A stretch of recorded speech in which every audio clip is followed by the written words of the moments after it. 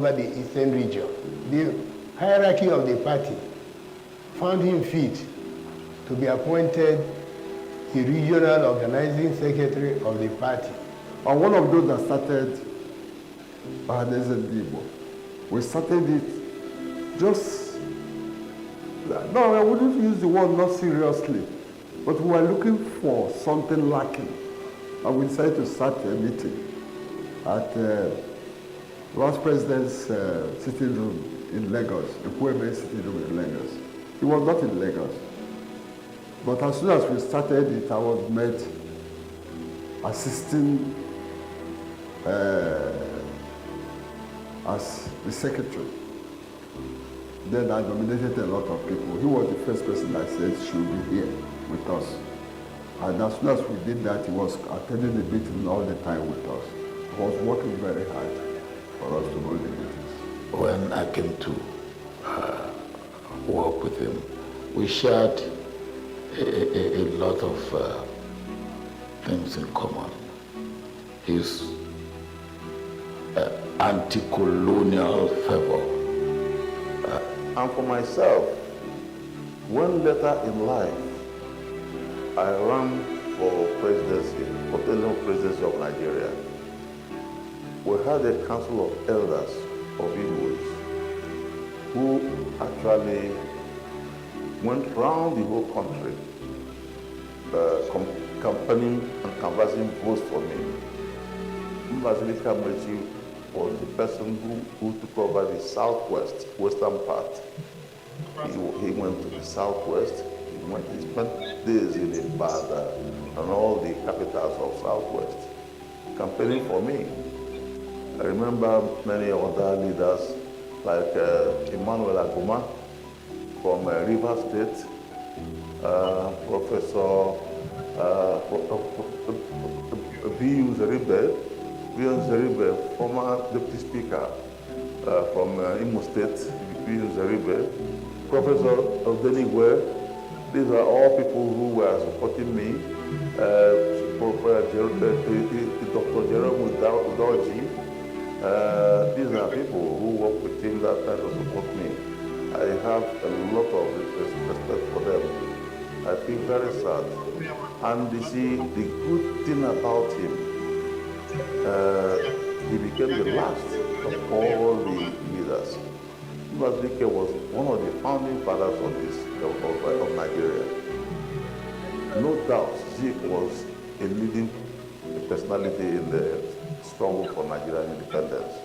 He was a very close aide to Zeke. He was one of the Igbos closest to Zeke at the time. In fact, he followed Zeke to everywhere, and he was always very close to Zeke. Then his party, NCNC, was in alliance with my party, Northern Elements Progressive Union, NEPO, where I was serving as National Publicity Secretary, and he was serving as Organizing Secretary of the NPC. I'm sorry, of the NCNC. We have since been friends until he died. So that was how close we were between me and him. But the high watermark of Chief Honorable Mbazulike Amechi's political career was his appointment as the Honorable Minister for Aviation between 1962 and 1966. During his tenure as minister and reminiscent of Dr. Okechukwu Ikejani's management of the Nigerian Railway Corporation, Chief Mbazulike Amechi undertook a marketing expedition of Nigeria Airborne to the United States of America, an exploit known as Operation Fantastic, to popularize Nigerian Airways. He was the first Minister of Aviation. And going through the records, some of the agencies of the sector, the aviation sector, were established during his tenure. For instance, the Nigeria College of Aviation Technology, Zaria, was established in 1964, and Chief Mbazulike Amechi was appointed Minister of Aviation in 1962. Essentially, he was the minister at the time. He could have located it or recommended for the location in the southeast, in his area, but he didn't. The college was located and is still located in Zaria. And which shows that there was a time Nigeria had united force in development, and Mbazulike Amechi played a critical role. Apart from that, he was a parliamentarian. Tucked away in the eastern borders of Nnewi and 40 kilometers east of Onitsha lays the land of Ukpo. It covers more than 1,600 square kilometers of land, occupying the small hills and gentle falls between her numerous neighbors. Ukpo has rugged topography of the undulating hills and slopes, but tucked in between these hills and valleys are springs, streams, and rivers, fascinating natural sceneries that provide natural beauty and, above all, security for the people of Ukpo. Hence, Ukpo Amaka. This is where Mbazulike Amechi retired to in 1966 after years of active politics, and lived at his army village, Ukpo, in his official residence known as Maryland Lodge. Dara Akunwafor's retirement to his remote village after his political activism and national leadership position, from where he operated till his death, affirms his belief that Maduruaulo should accompany Akuruaulo. Dara Akunwafor made a singular decision to stay back in the community and did his businesses from there. He was once in the 70s a major dealer. He had the dealership of Peugeot Automobile of Nigeria, and that was where he kept his dealership. You know, he had a federal mining license for kaolin and other minerals. He was also doing all that from Army Village in Ogo, you know, Maryland Lodge, that's his residence. He had a piggery business, you know, all that happened out of Ogo. So in the eye of an Ogo young man, okay, we saw him as the government. That's the way we saw Chief Mbazulike. He's a figure to be reckoned with. We love him so much. He's a hero, a great hero. Despite the height he attained in politics, Mbazulike Amechi never lost sight of the foundation from which he did ascend, as he continued in the idea of Zig's Renaissance that suggests new consciousness, new attitudes and values that undergird a new era of human development and economic wealth that could become fairly guaranteed for the people. Chief Mbazulike Amechi is a man that I found very interesting in several ways. He is one older person that, you know, I wish that we had many more like him. He lived in his village. The former minister retired, did everything he was doing in his village, impacting his community and his region, you know, so to speak. Dara taught us to be selfless, because living and growing up with him, we saw the level of his involvement with the community. Our house was an open house for everybody, you know, and growing up, it's very hard for you to know who your relatives are, who your siblings, because you all eat on the same table. When my grandmother was alive, we all used to have dinner everybody with Dara, we ate from the same plate. That was the man he was. He didn't just end with his family. All those also extended to outsiders. If you come across him, you will love him, because he didn't really care if you're his or you're an outsider or all that. What he's got to do for you, he'll do it.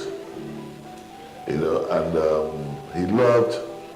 a man who loved to uplift the less privileged. At a point, I remember then our mom would say that he would leave his family first and go take care of the outsiders. I was like, they're all my family, So that was why at that time he opened up a foundation, which he named after his late mom who passed in 1983. I believe the world knows Dara, but to me, or to us as a family, to me as an individual, he's just who he is, Dara. And Dara had one quality. He's one that does not discriminate. Everybody in the house is equal, both the staff, both the children, both the relatives. If you came into the house, you wouldn't know who is who. Everybody related to him as a father. And that was a very firm person, but very jovial as well, and totally humorous. I remember one story he told me, that when he was riding his bicycle at night, he hadn't light, but he had a cigarette. So police stopped him and said, why is he riding his bicycle without light? He said, he told him, Mr. Man, you are wrong. Don't you see my cigarette light? Thus, imbibing this philosophy, Dara Akunwafor fought tenaciously for government scholarships for brilliant youth from his constituency. He is reputed to have set up the first rural-based agro-based industry in eastern Nigeria, the famed Niger Pork Products Company Limited, in 1963. To make it survive, he provided the necessary infrastructure base, tarred roads, electricity, pipe-bomb water and telephone, from which the community benefited. In 1977, he set up the Industrial Clays Nigeria Limited, a mining and beneficiating enterprise based on kaolin and other industrial minerals. Chief Mbazulike Amechi generated and sustained free electricity supply to his village for over 15 years, 1963 to 1978, until NEPA supply came, thus symbolizing Akazuome and Akuruono. Chief Mbazulike Amechi was an enthusiastic footballer, an avid lawn tennis player, a dogged swimmer, a voracious reader, and a consuming activist in cultural activities and dances. Well, he's a custodian of Igbo culture. He's very proud, and he's a titled man. Incidentally, he initiated us, all of us as children, into the other title at a very young age. Having said that, he was a very religious and pious man. A lot of people don't know that. He had an altar in his bedroom, out of the Sacred Heart.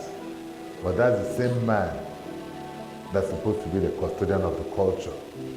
So they are not mutually exclusive. Being a cultural icon and a deeply religious and pious man. And I believe even the gods and the stars showed that the way he passed, dying on an All Saints Day. All Saints Day, Because sometimes, growing up, even at a later age when we are talking or playing, you tell me, that I'm a deeply religious person, that I'm a holy person. I'm like, Dara, come on, you're the custodian. You're a part of Otan and everything. But the testimonies I've seen and heard since his passing have indicated that, he really told me that. And I'm glad that he did. If he had to leave, he left on our All Saints Day. That's a major consolation to us as a family. Committed to the Zikist Renaissance principles of mental emancipation, Chief Mbazulike Amechi applied himself to studies and undertook literary pursuit. He authored 3 books: The Forgotten Heroes of Nigerian Independence, 1985, Nigeria, The Two Political Amalgams, 1994, and Simply the Good, an autobiography, 2004. A 2-volume compendium titled A Political History of Modern Nigeria, Words and Thoughts of Mbazulike Amechi, with a foreword by former President Olusegun Obasanjo, GCFR, PhD, was released to the public in a landmark event at Owerri. He wrote a lot. He had the history of Nigeria in his palms. He wrote books, about 5 books. He's a repository of the history and the struggles that have gone through Nigeria. Instructively, in his country home, Mbazulike Amechi was highly revered by his people.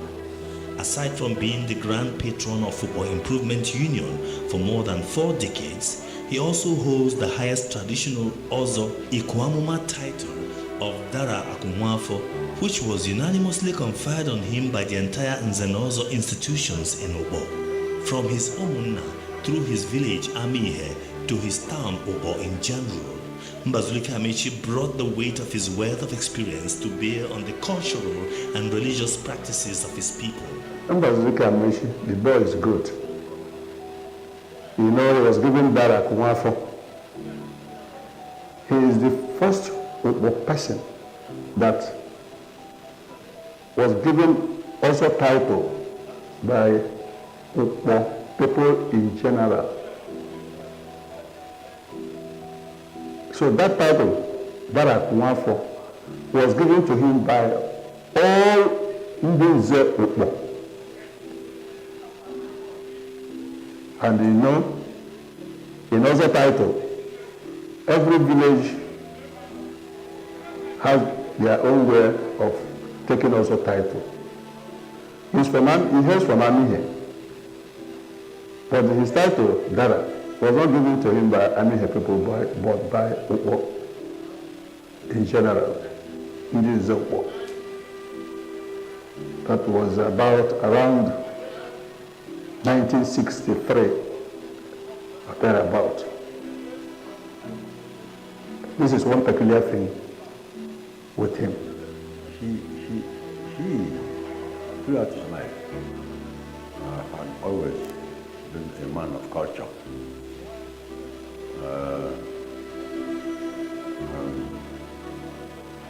I always saw him with elephant tusk, and elephant tusk is a symbol of authority in Igbo land, you know. And of course, you know that he had his title, Dara Akunwafor. That is, again, something for which we are known. At a certain age, you are given a title that symbolizes what you are in the community, where you come from. In an admixture of religious piety and staunch belief in sustaining the cultural identity of his community and in the Igbo in general, Dara Akunwafor was at the helm of affairs of important traditional institutions in the land, especially the Mmao Society, ensuring that its tenets were upheld and sustained. Interestingly, he was surrounded by effigies of faith in his God, statues of the suffering Christ, a man reconciling himself to his maker. He was a deeply religious and culturally grounded man who was at home with both his Catholic Christian faith and the culture and traditions of his people. Mbazulike Amechi is a lover of the people and of the church. He's the lover of Christ. That is why Christ appeared to him according to him and told him to continue what he's doing in life. I like that, remember that a man that loved God, worked for God, and at the same time strictly upheld the culture and tradition of Ndigbo, and someone that tried so hard to keep Nigeria one. All these things showed me that he's the love of Christ.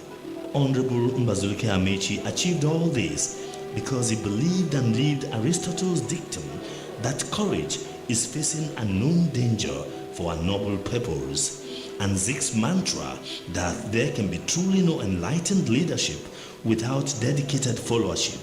As a Zikist, he gave all he had to defend Zikism and Zik so selflessly and fearlessly that he had to receive a knife stab meant for the late Owele to preserve Zik's life. If you recall, in Onitsha, when Zik was to be assassinated, he was the one who stopped it. He put his life on the line to save Zik. That is the height of patriotism, self-sacrifice, and love for leadership, for which we all should emulate today. He followed Zik diligently, religiously, and won the crown of acclamation. The boy is good. Chief Mbazulike Amechi was an established orator, a lover of education, a trade unionist, a veteran Zikist, a politician, a one-time minister, a political strategist, an author, an evangelist of rural development, a statesman, a keen sportsman, a worthy son of Igbo land, and above all, a proud nationalist. Mbazulike Amechi believed that certain events in his life and the manner in which he had faced them may serve as a source of inspiration and hope to some of our struggling youths. All these allude to the fact that he was an embodiment of religious purity, cultural activism, political leadership, and a living library of Nigerian history. He was indeed simply the good. Mbazulike Amechi was our encyclopedia of Nigerian politics as it concerns him.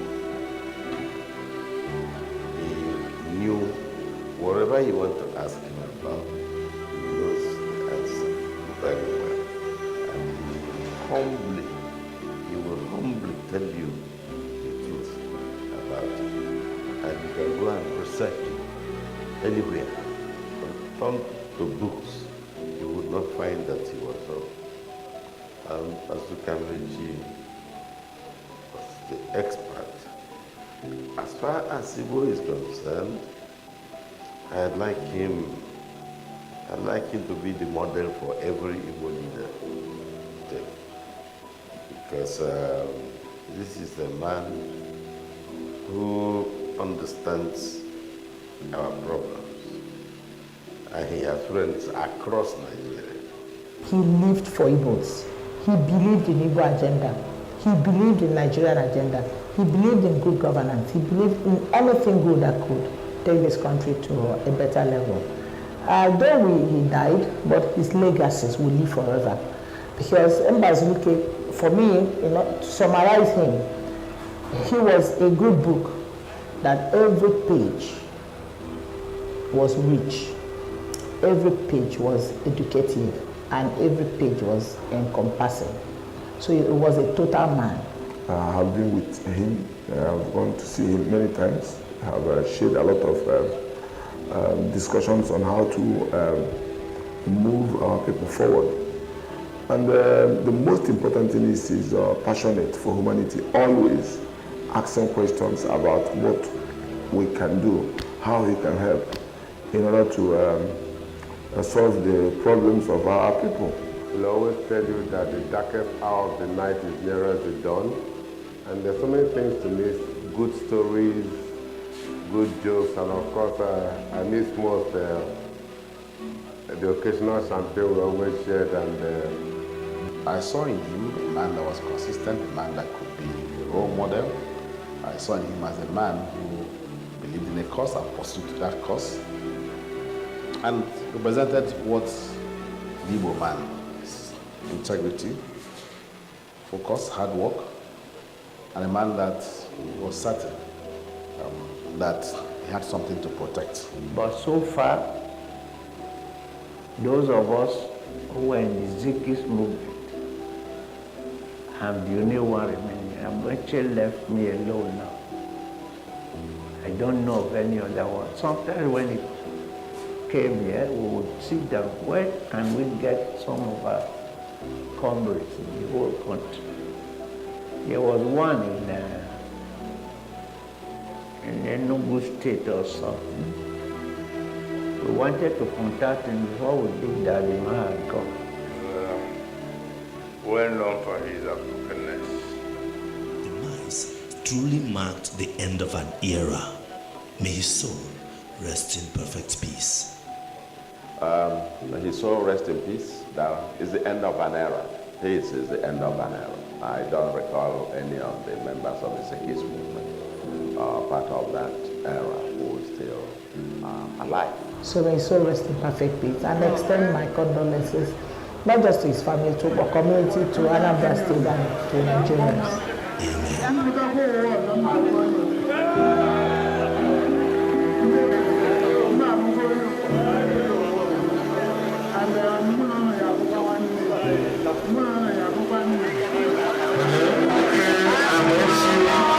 First Prime Minister of the Nation, Federal Republic of Nigeria, Grand Total, over European Union, UI in parentheses.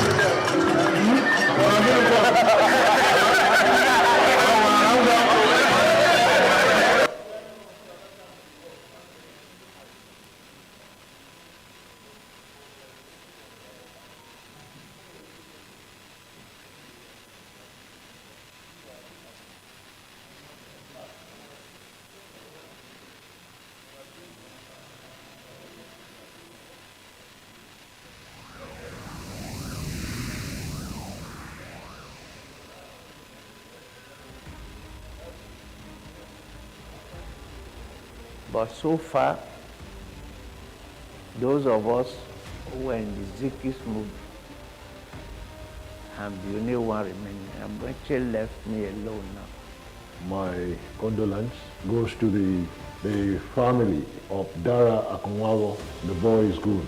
Chief Mbazulike Amechi. He is one of the strongest political leaders who made early impression in my mind.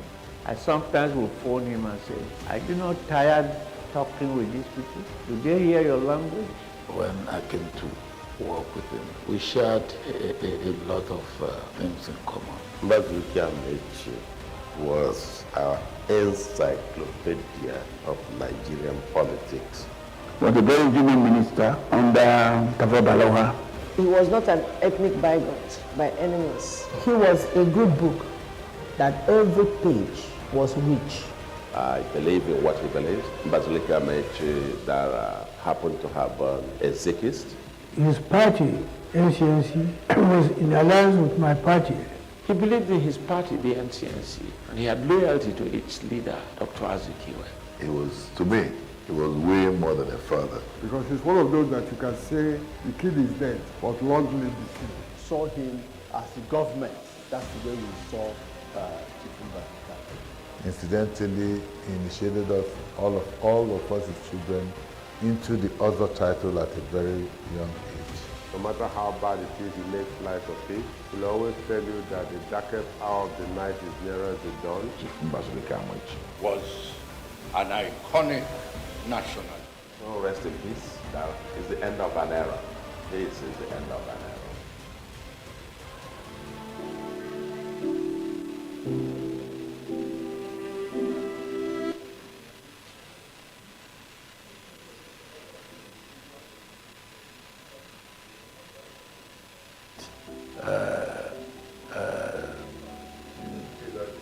Ajawachuku or something like that.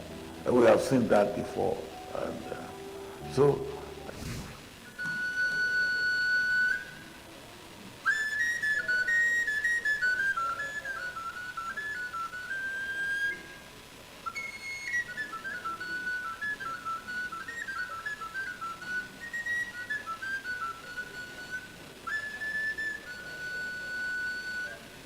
ama ofu onye na ndị pekasịrị mpe n'ahụ mgbe m banyere wee so n'ụlọ ọrụ I'm happy with this opportunity. It was accidental.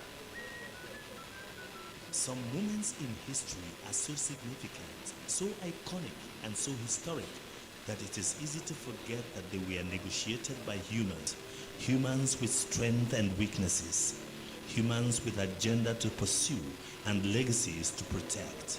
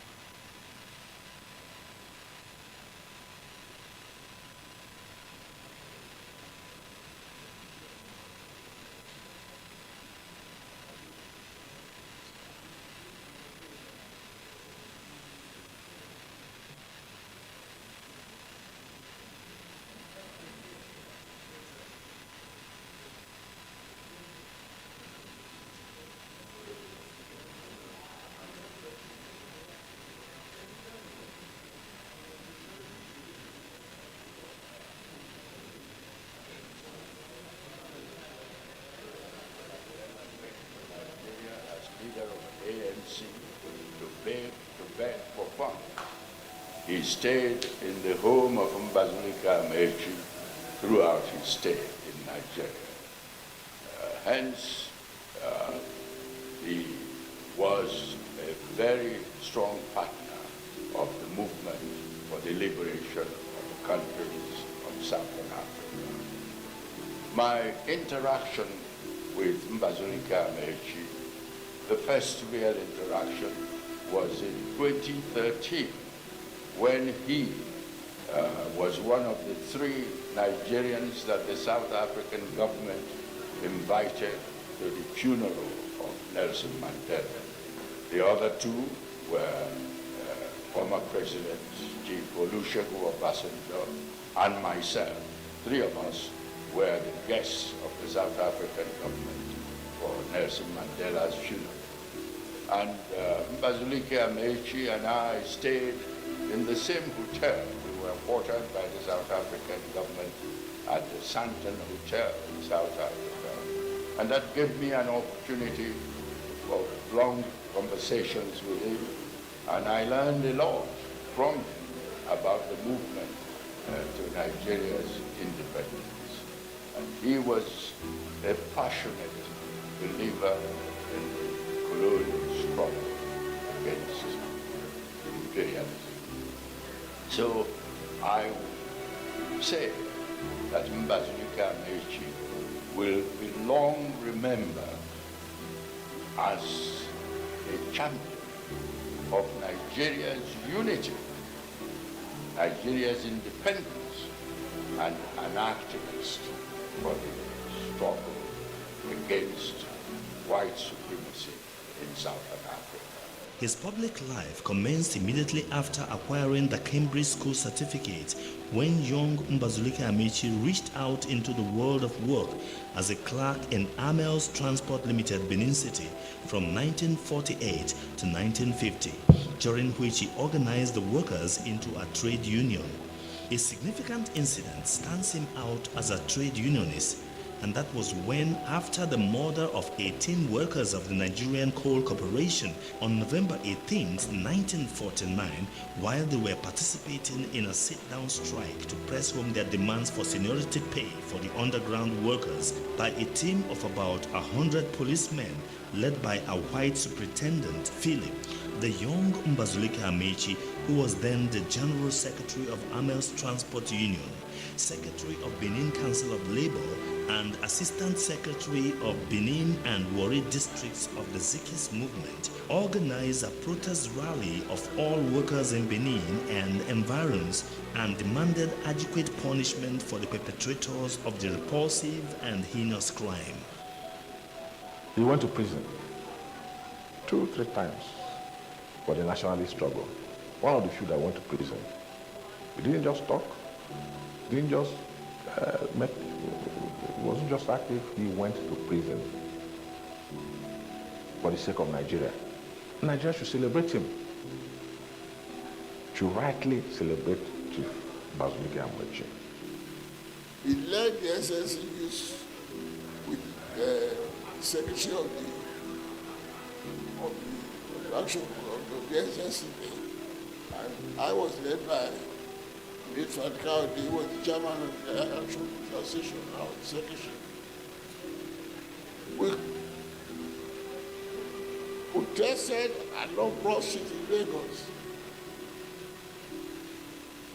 It's firing the British flag throughout Broad Street. You know where Broad Street is, Lagos?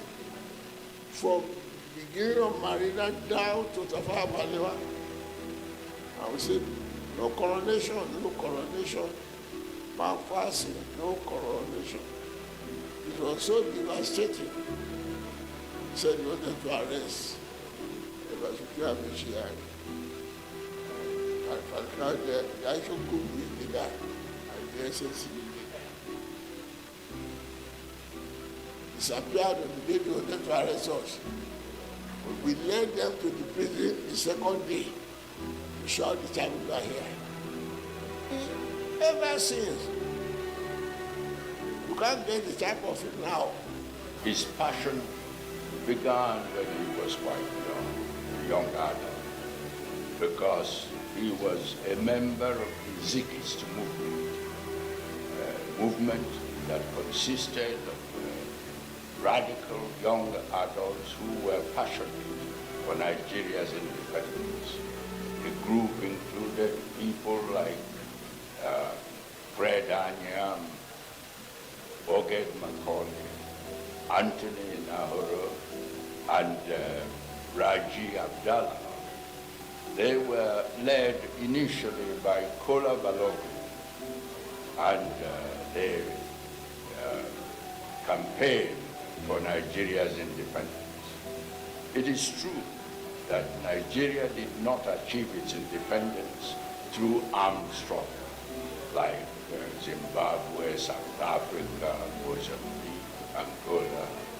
But the colonial authorities were compelled by the demonstrations, protests, and the strikes to embark on dialogue for Nigeria's independence. It was during this period that his political career was ignited when he became one of the youngest members of the Zikist movement. Other appointments followed subsequently in quick succession.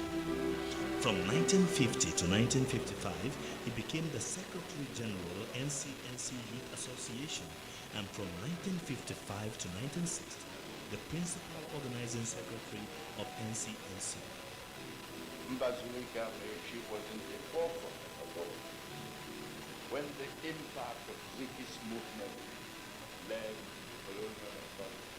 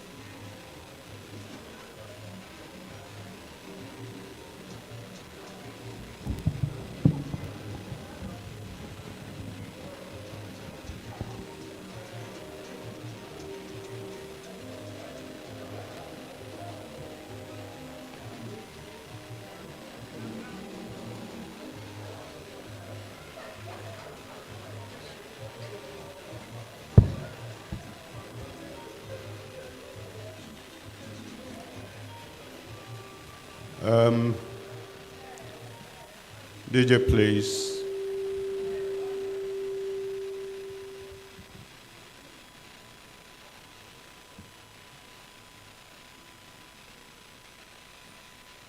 Your Excellencies,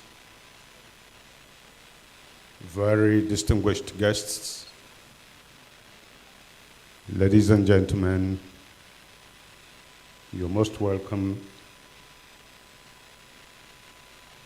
We're sorry for starting a bit late. We were waiting for some of the invitees coming from distant places. We're going to run a 1-hour program, and we'll make sure we stick to that. As a result, we're going to shorten the recognitions. We have run the visuals so many times. We'll shorten that, but we have a compact visual of tributes that we'll have to run, which will make it easier for people who will be coming to deliver tributes. They can now talk for 1 or 2 minutes and yield the place to others. Permit me, therefore, to welcome all of you and recognize the presence of the Honorable Speaker, House of Representatives, Honorable Femi Gbajabiamila, CON, who is here represented by Honorable Olubukola Oyewo. Please receive him with an applause.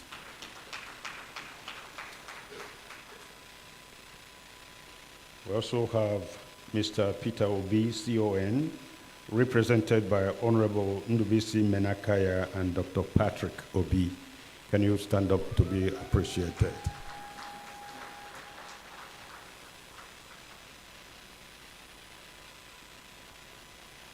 We have in our midst the presence of former Minister of Health, Dr. Tim Menakaya, OFR.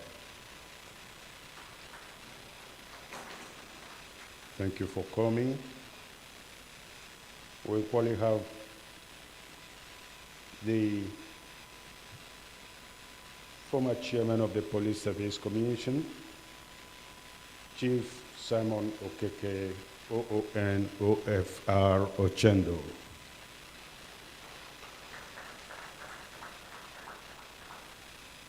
We have the former president of Senate, distinguished Senator Chief Pius Anyim Pius.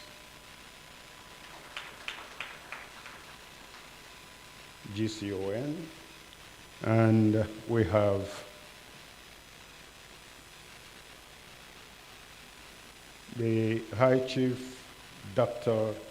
Senator Ben Ndi Obi, CON FNIPR, who is the chairman of the Organizing Committee and National Burial Committee in charge of FCT. Please give him a round of applause. We have former Minister Iyom Josephine Anene, MNI SCN. Please appreciate her presence. We have equally the former governor of Imo State, His Excellency Achike Udenwa Onwa. You're welcome, sir. We have Professor ABC Nwosu, former Minister of Health. He is here. Please give him a resounding round of applause.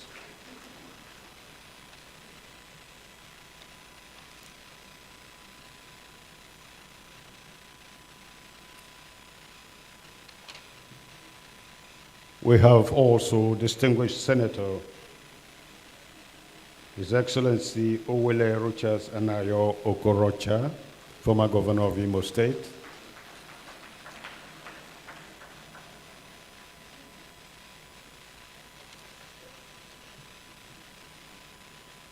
We have the representative of the former governor of Anambra State, Dem Vijay Etiaba, being represented by Chief Ben Etiaba. Please stand up to be recognized and appreciated. Thank you.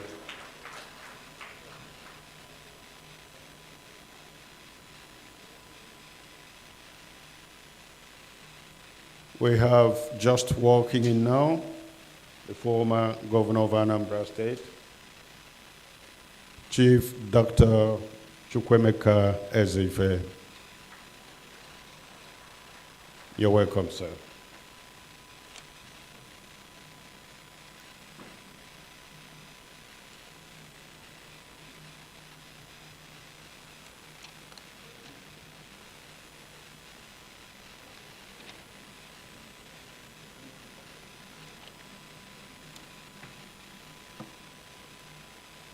As we will take more recognitions, because we want to run for time and make sure that we do not get disconnected.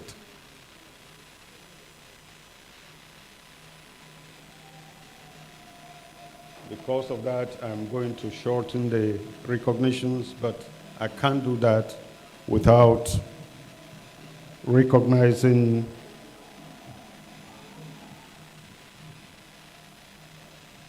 the national chairman of this burial committee of this great icon, in the person of Chief Emmanuel Iwanyanwu Ahejagamba. Please give him a befitting round of applause. He's been doing everything to make sure that this. May I equally recognize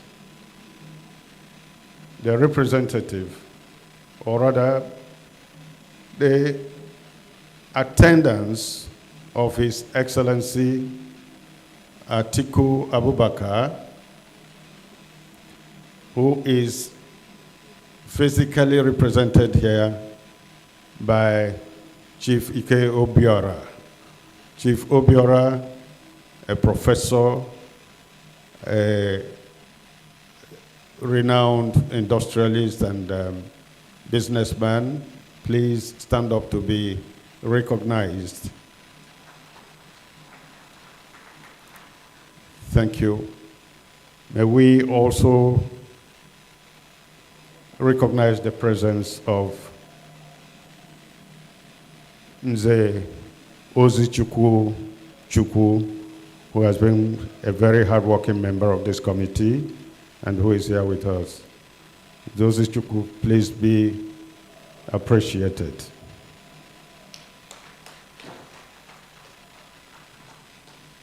As we take more recognitions, may we check on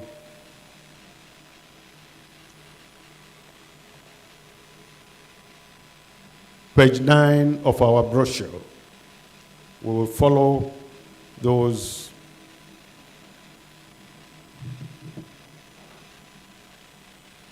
items there methodically and seriously.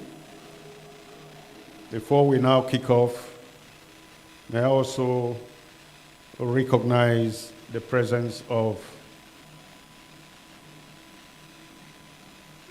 a very distinguished lady of this Nigerian Republic, none other than Her Excellency Ambassador Kema Chikwe, who is here with us. Please appreciate her.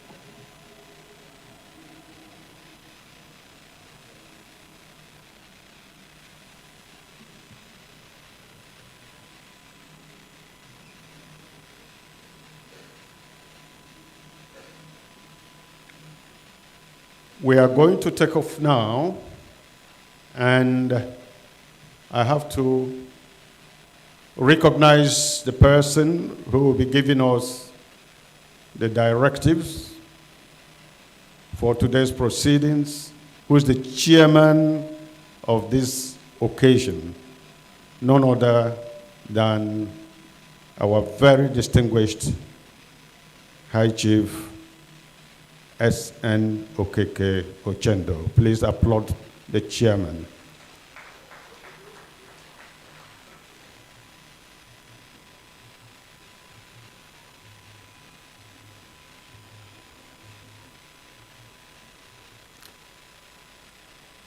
Chairman, sir, can we start?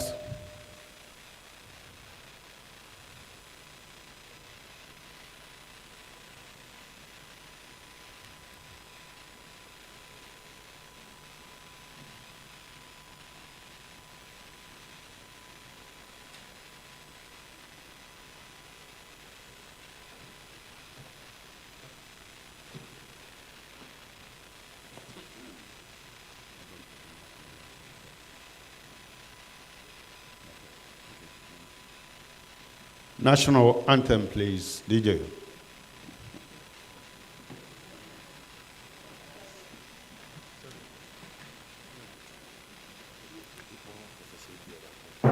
National anthem.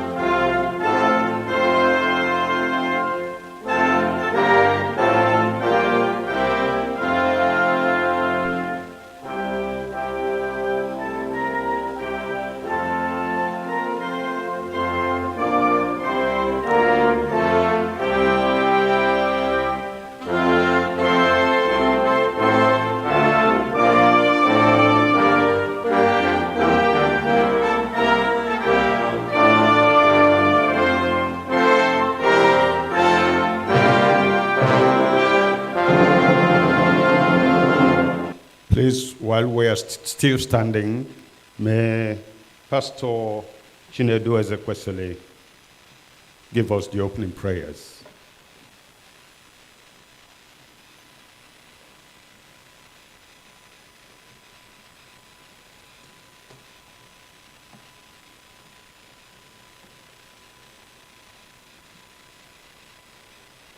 Please may you honor God by removing your caps. King of Kings. The Alpha and Omega, we are starting this program with you. Come and have your way. Let everything we are going to do today be to the glory of your holy name. In the name of God the Father, and of the Son, and of the Holy Ghost. Please be seated.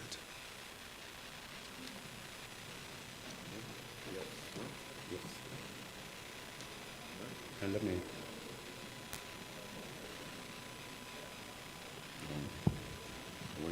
No, the chairman's opening remarks. You are opening remarks. Yes, okay. Chairman's opening remarks, please.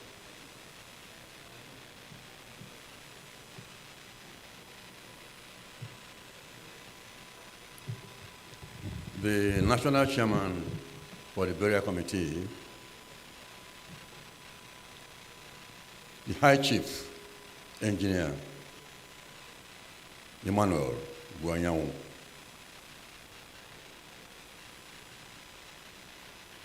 CFR, GCON, the chairman for the organizing chairman for the Abuja wing of the burial ceremonies, High Chief Ndi Obi, Senator, and Ojeli Igbo.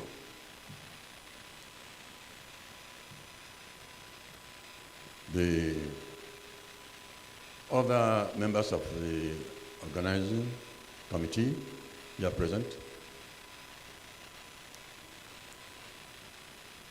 members and great men and women hereby present, I salute you.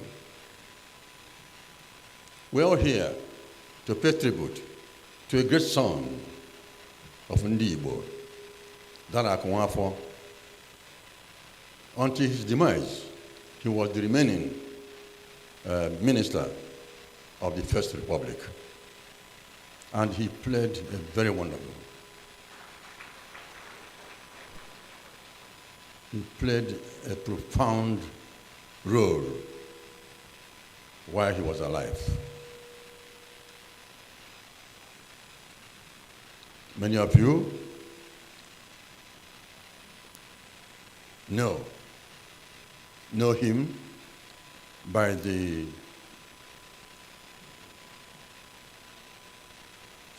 he shouldn't be, he should be here. He's popularly known as the boy is good.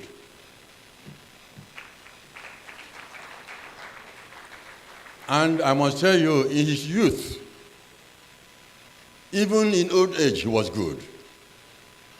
Very good indeed. In many ways.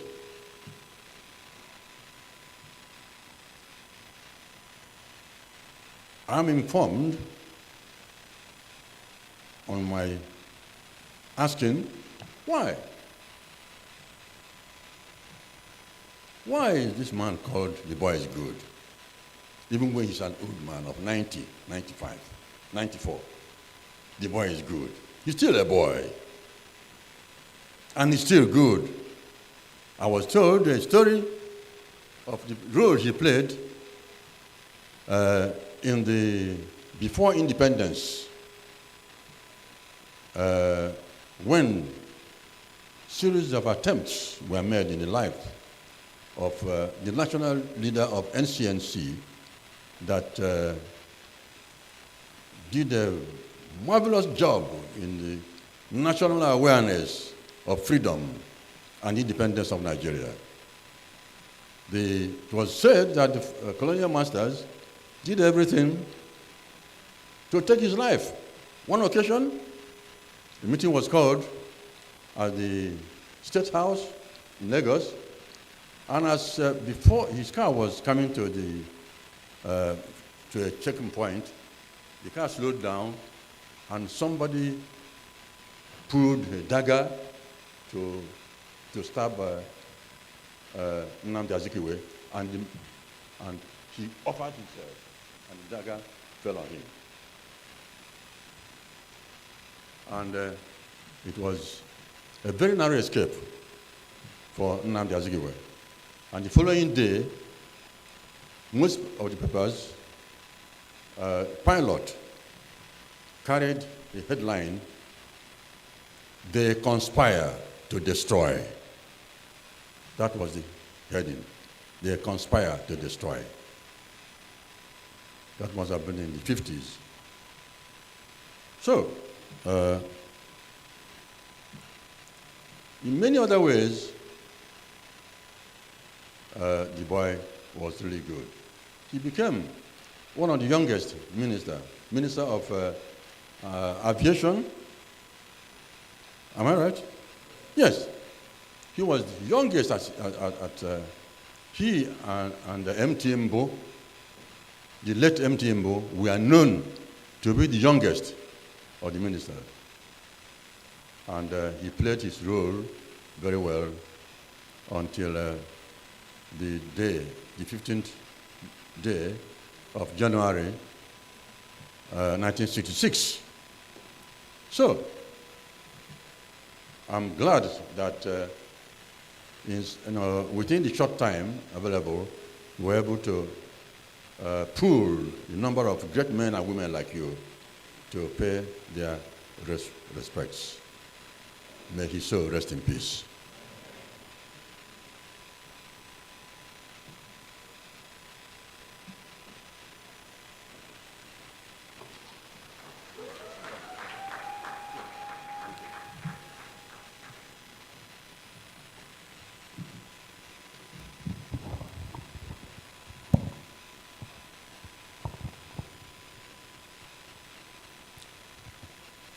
Please, another round of applause for Chief Ochendo. We are now going to call on the national chairman of the organizing committee of this great event for this great man. Somebody you people are used to.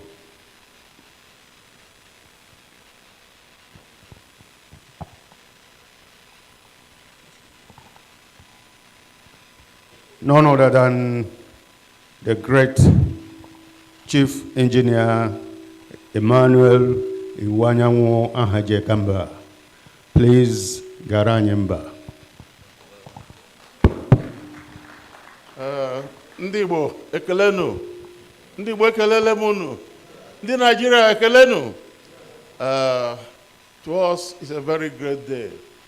We are sending off one of the greatest men born in Igbo land and who have rendered services to Nigeria. So I want to thank all of you who have spared time out of your current program to come. I want in particular to thank those people who are members of my committee. Most of them are here. We have had so many meetings by Zoom mainly because it was difficult for everybody to come together. But the time was short. We have tried our best. I only contacted Ben less than 10 days ago, Senator Ben Obi, and of course he willingly agreed and put up a team that have made this possible today. I'm grateful to them. Honorable C.Y. Marabum has been my boy. He worked with me in his early days in politics. I have seen that C.Y. still is the same young man. Very honest, very reliable, very resourceful and hardworking. C.Y. has worked with me for many years in politics. When I was a politician, now I've retired from politics. So C.Y. is the secretary to this committee. So I want to thank all of you. I'm very grateful to you. May God bless all of you. I have written a tribute already to our great leader. I think we have got this. I want somebody, okay, sit down, please. When people come late, they should sit down.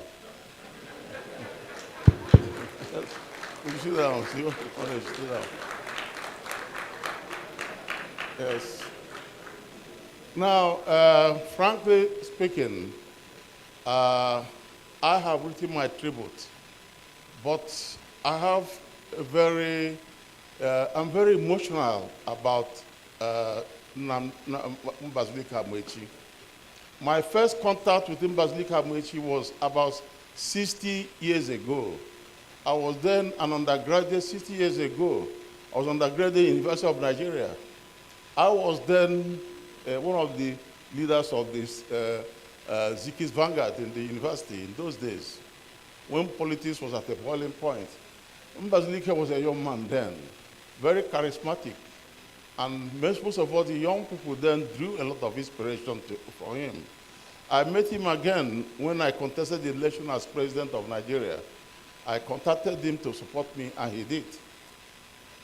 I set up a committee of elders comprising him and many leaders in Nigeria, including people like Professor Denigwe, Ben Zeribe, Jerome Udoji. There are many such great people who then worked for me. They travel around the country. In fact, Mbazulike took care of the western part of Nigeria.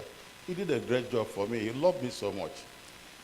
In his life, you could see that even when he was on wheelchair, he was still working for our people. He was working for our people. I remember with nostalgia, the last time he was with the president, when he said the president should give him Nnamdi Kanu for the peace of our people.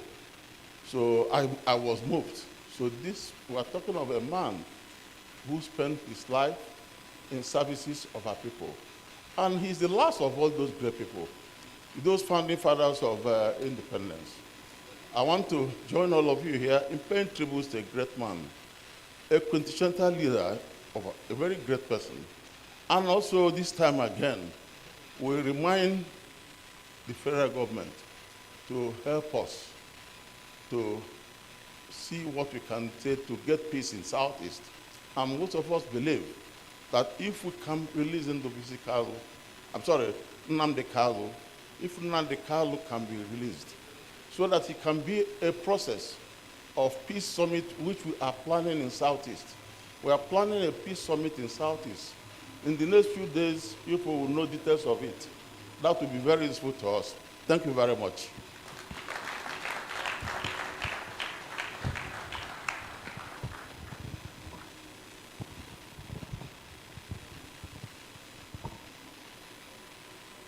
Please give him another round of applause.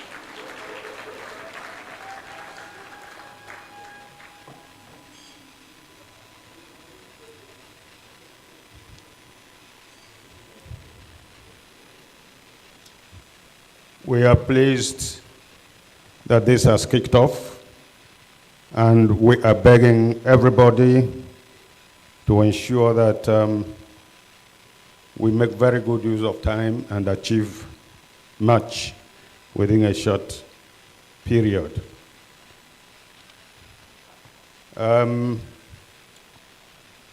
While that speech was going on, I would say the President walked in.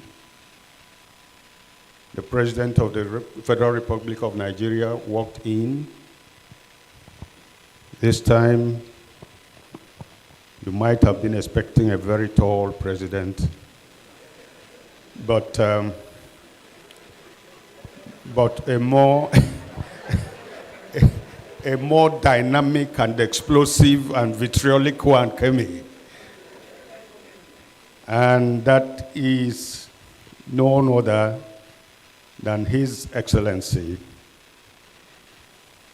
the Minister of Labor, who has kept us working and also laboring.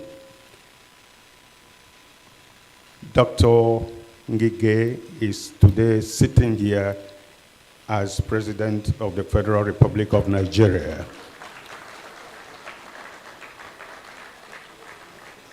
And it is my pleasure to give him the honor to say, unless he says a word, we cannot continue. Mr. President, sir, please come and give us an address.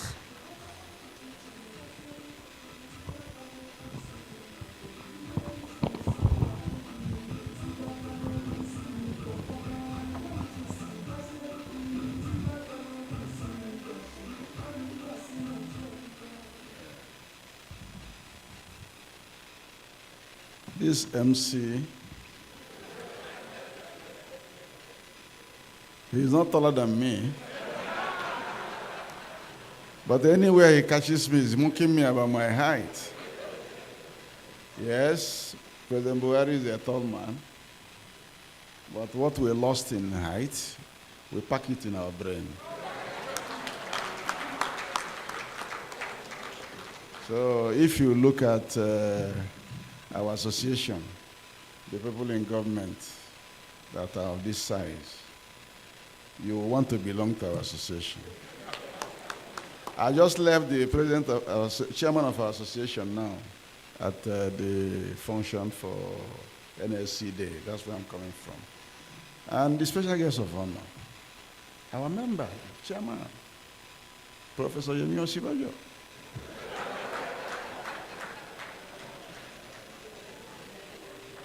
Our former Secretary General was also there, Adam Soshomole. Our another member, very powerful one, sent apologies that he will come later in the day with the presidential candidate, Nasiru El-Rufai. So with these names, don't you want to belong to our club?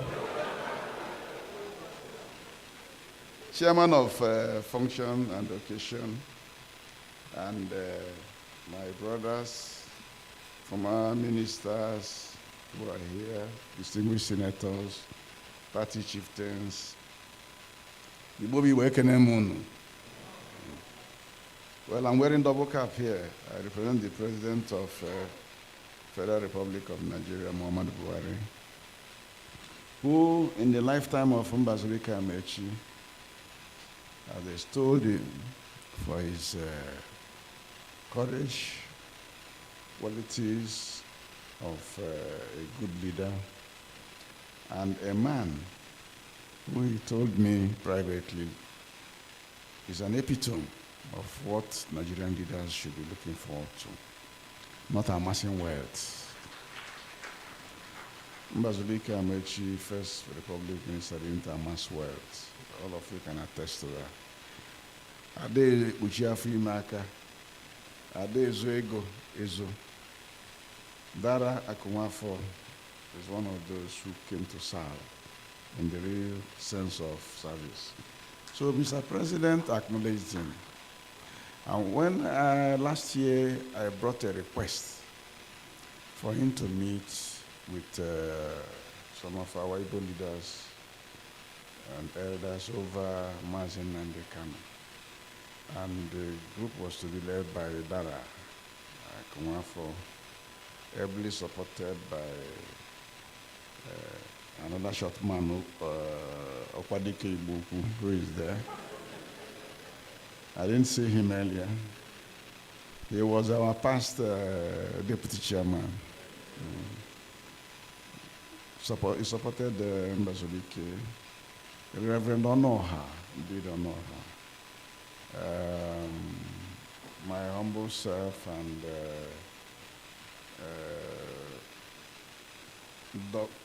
Dr. Past President of Ohaneze Mbazulike. President did not hesitate in granting the audience immediately, and we saw him. We held a frank heart-to-heart talk. And you could see, if you watch the video clips and even the photographs taken that day, Mr. President told the delegation that the request being made was a request that is touching his heart, a request that is weighty, because he didn't want to offend the judiciary, he didn't want to offend the security agencies, but that he will give it a thought. He gave us that promise, and then Mbazulike stayed in Abuja for about 3 or 4 days. I got him to talk with President again at his request before he now went to Abakaliki from Abuja. Dave Umahi accommodated him in Abuja for some days before he went back to Anambra State. So Mr. President has tremendous respect for this our brother. And it's just a respect born out of the fact that he saw in him a true Nigerian. He also read that Mbazulike kept Nelson Mandela in his place in Lagos during the apartheid regime's hunt for Nelson Mandela. And he said to Mbazulike when we had finished and we were chatting, he told him that it is a man of courage that will put into his house a man who is wanted internationally. And then Mbazulike told him that he's an international man, and that is why they call him the boy is good. He received his death with some measure like those of sadness, because that day at 94, if I am correct, he told Mbazulike that many people of your age cannot even remember things, not to talk about coming here and putting things that happened before and contemporaneous situation. And that he prays that people like them will get to that age. So when the news came that the boy is good has passed on, he wasn't very happy and asked me to extend condolences to the family. We have submitted a letter to him on behalf of the family. And my appointment with him is this afternoon, 3:30, to discuss the letter. I've also brought the Chief of Staff to discuss with the first son, and by this evening, I will know what the outcome of all those approaches have been. I've been away to India for a conference, and I just came in last night. So I think we'll get supportive arm from the federal government for this, our brother, who has done us proud. Nke gbasazi mụnwa, aga m ekwu na ya n'Igbo maka abụ m onye Igbo. Okpu mme aka dị m n'isi kama eji eme ife na ndị NLC at their quadrennial conference, so I'm just coming from there.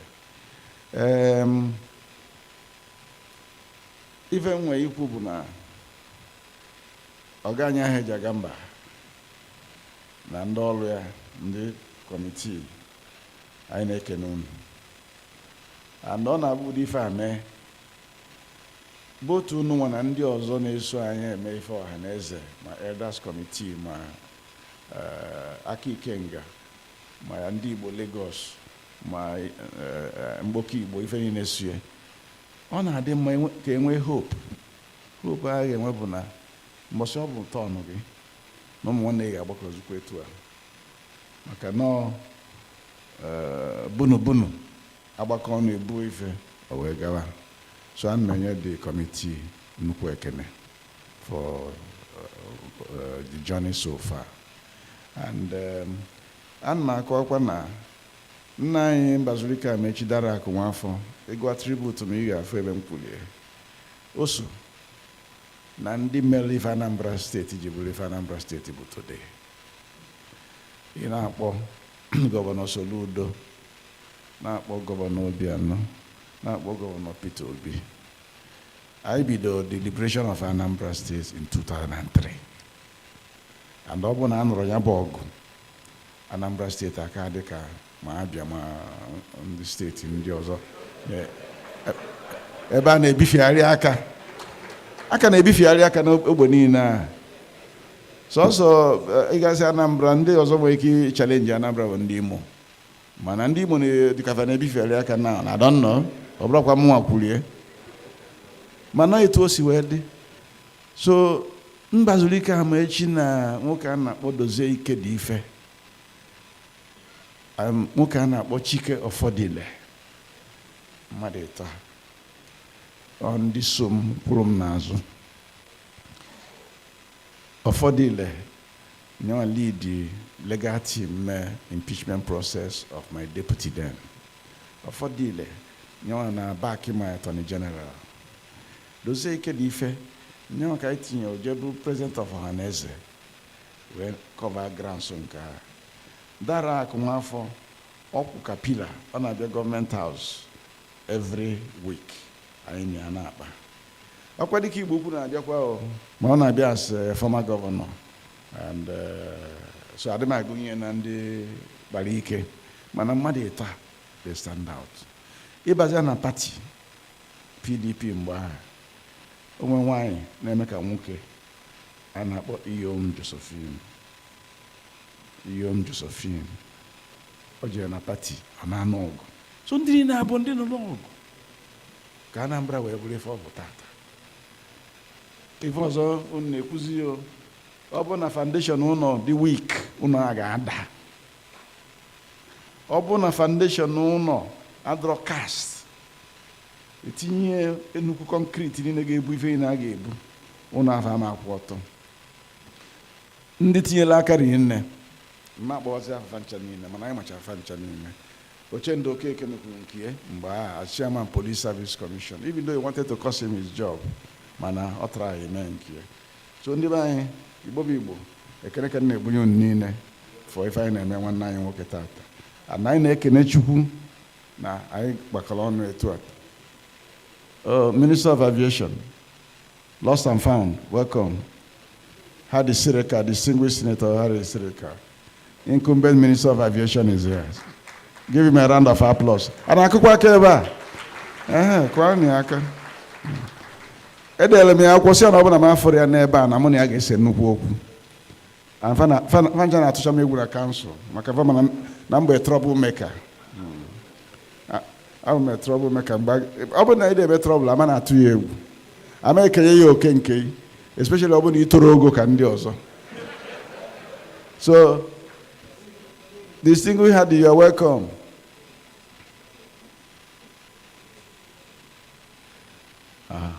So, ndị be anyị na ekelezi unu na-asị unu na Chukwu ga na mkpụrụ obi nwanne anyị nwoke na mkpụrụ obi ndị na-gara aga na ndokwa na eze n'afa Jizọs Kraịst onye nwe anyị. Amen. Please, that applause was not presidential enough.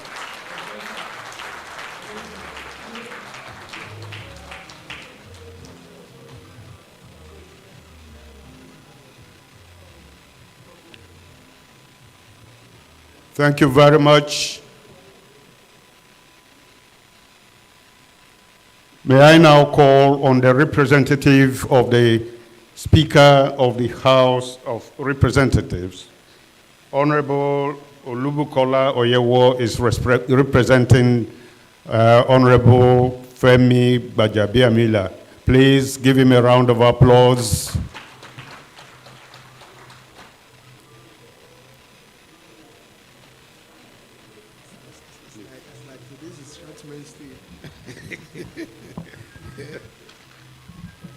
Thank you very much. Your Excellencies, distinguished guests, ladies and gentlemen, please permit me to rest on existing protocols. My name is Olubukola Oyewo. I'm the Deputy Chairman of the House Committee on Water Resources, and I am here to represent the Honorable Speaker of the House of Representatives in person of Right Honorable Olufemi Gbajabiamila. The Right Honorable Speaker would have loved to be here physically by virtue of his endearment to our late Papa.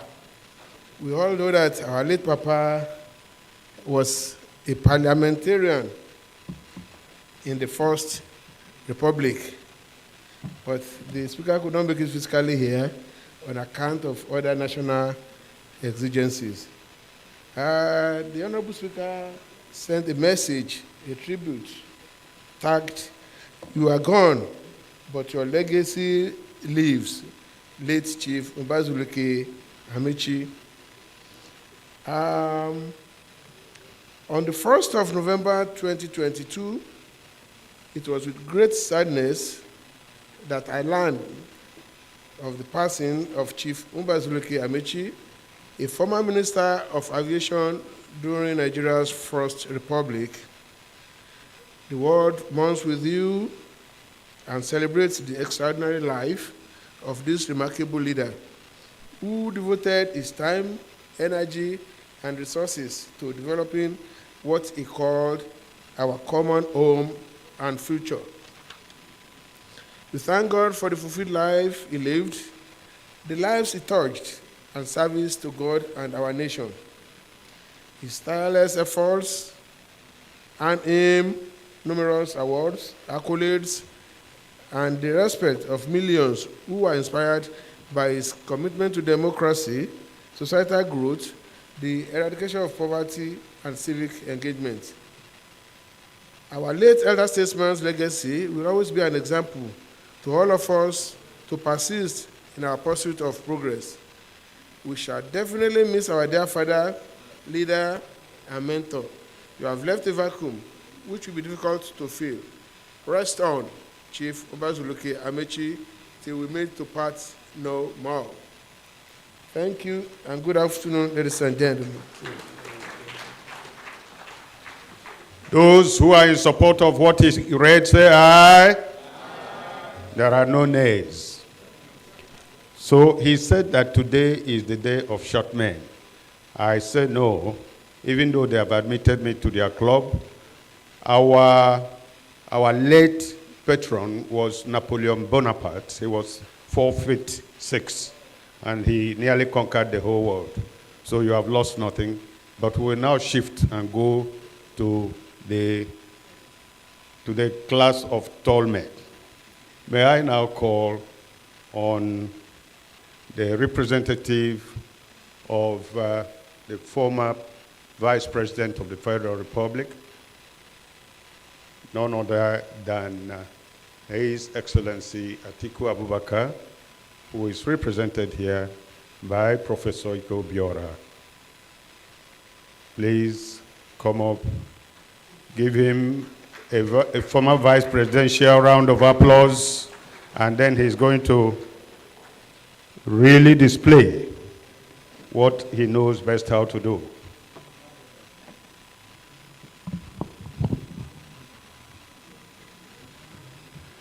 Thank you, Mr. MC.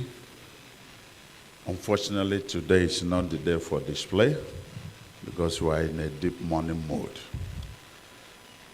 And I would appeal that I stand by the already established protocol on behalf of His Excellency Atiku Abubakar, Waziri Adamawa, presidential candidate of PDP in 2023 election. I stand to extend to you his warmest greetings and condolences. He would have been here personally by himself, but as you know, he's right out there in Bauchi doing what he has to do. He has actually written a well-worded condolence message to the family of Dara Akunwafor through the national chairman of this planning committee, Chief Iwanyamu.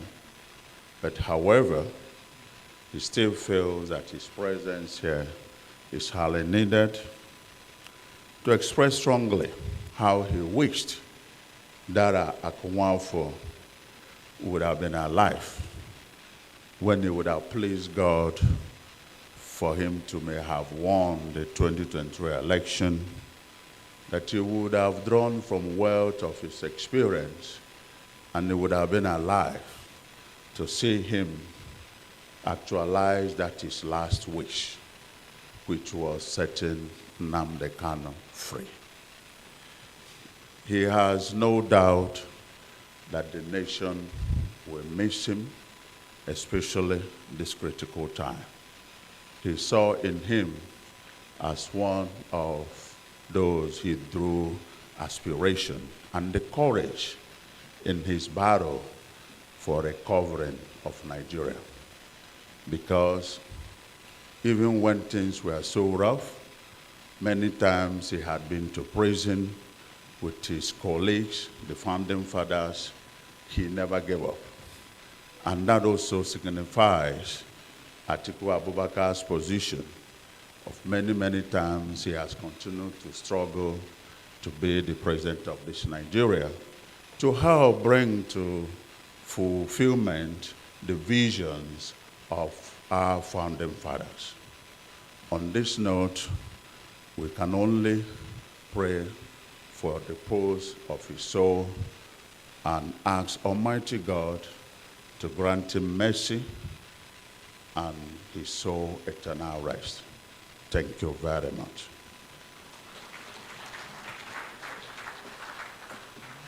Thank you very much. Please, there's a vehicle, Zamfara KRN 335AA, Mercedes, blocking somebody who needs to be rushed to the hospital. Please kindly go and create space for them to move out. Very urgent. We are now going to call on the representative of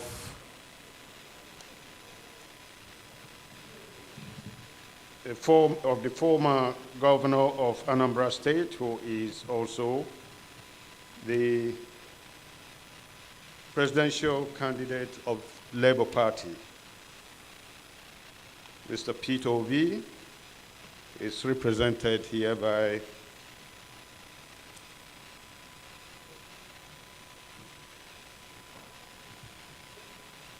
so I have too much paper.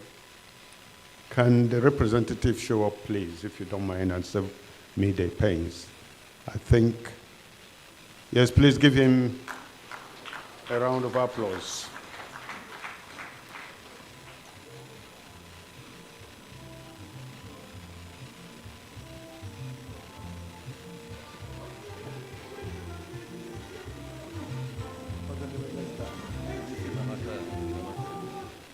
He is none other than Ndubisi Menakaya.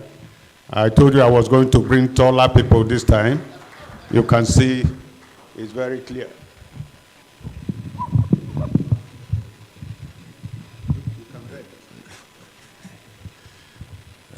Your Excellencies, Mr. Chairman of the occasion, the Chairman of the Organizing Committee, good afternoon, ladies and gentlemen. Please, may you permit me to stand on the established protocol. On my own part, I'm a friend to the family, to Dara. Dara used to call me his friend, although I was much, much younger than him. And he would turn to me and say, "You're my friend." And he'll grow up to be like me, and I'll say, "Thank you, sir." I came here to represent His Excellency, Mr. Peter Obi, but he has sent in message now that this event is extremely important to him, that he has cancelled all the things he had outside, and he was supposed to fly out, but he said he wants to come here to deliver his tribute himself. So he will come here shortly to deliver his tribute himself. Thank you very much.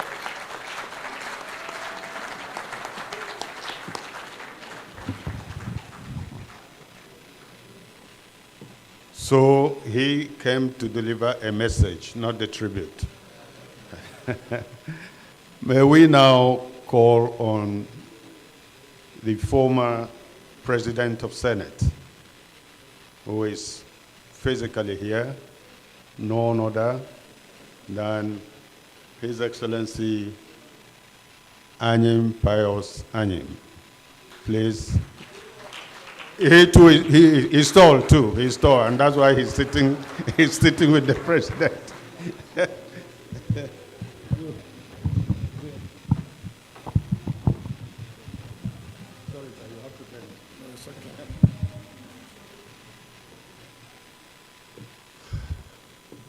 Our distinguished leaders, Chief Emmanuel Iwanyanwu, Chief S.N. Okeke,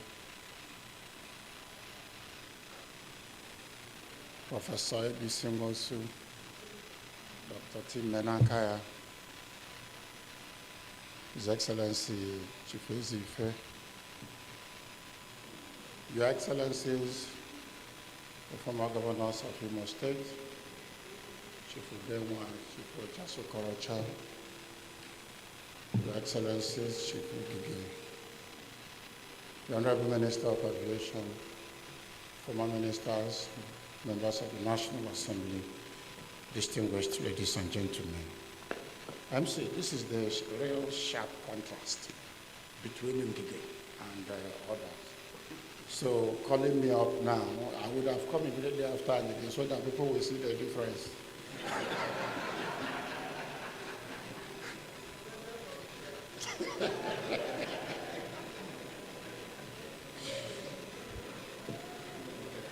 Honestly, I feel greatly honored for the opportunity to pay tribute to one of our national icons who fought and won our independence for us.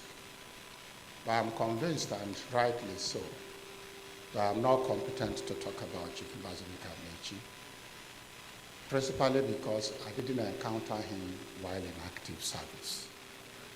Chief Amechi, you must know, was appointed Minister of Aviation at the age of 33 in 1962, just 1 year after I was born in 1961.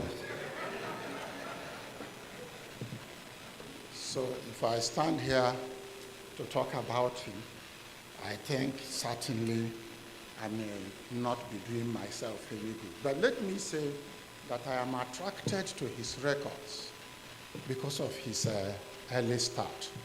He started quite early in life and is in view of the fact that I too started very early. So I took time to understudy him and to learn from his experiences. For want of time, let me say that the remarkable milestones in his career include the following.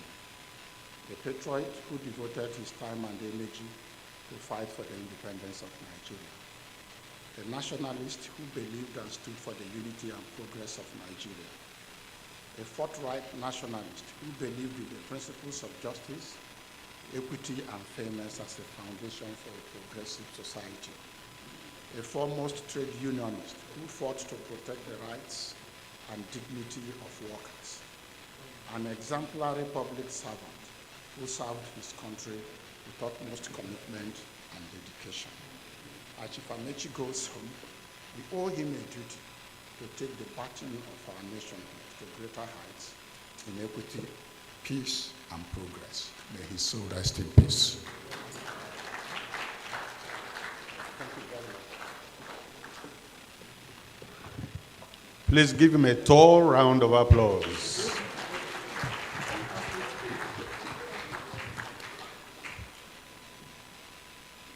May we call on the former governor of Anambra State, His Excellency Dr. Chukwemeka Ezife Okwadike. I think we are coming back to the other club. Yes, don't worry, we have not finished with your club.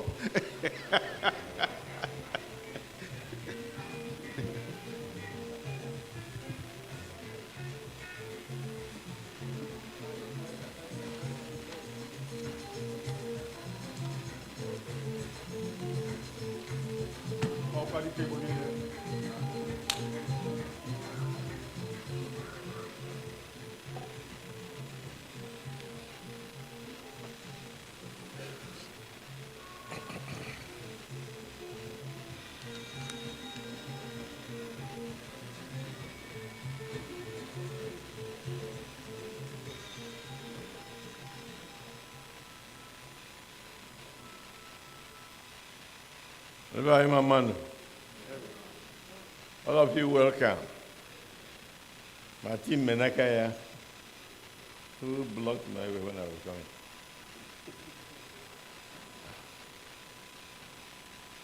Please allow me, my own tribute is a little different. Dara Akunwafor, Chief Mbazulike Amechi, the last man standing until very recently, a member of the Zikist movement, therefore a believer in Nigeria as giant of Africa, a believer in one Nigeria, a rejecter of Igbo enslavement in Nigeria, my senior brother, my political guardian, the giant among men, fare you well and rest in the bosom of the Lord.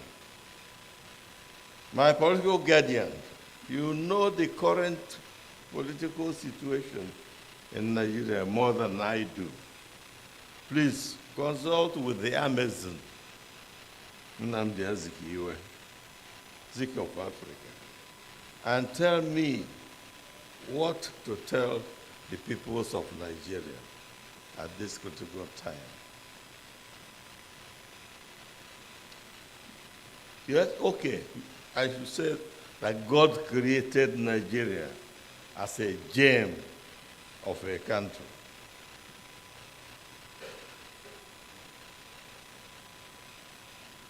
Yes, that some countries have all kinds of minerals, and we have all of them, including new ones like California.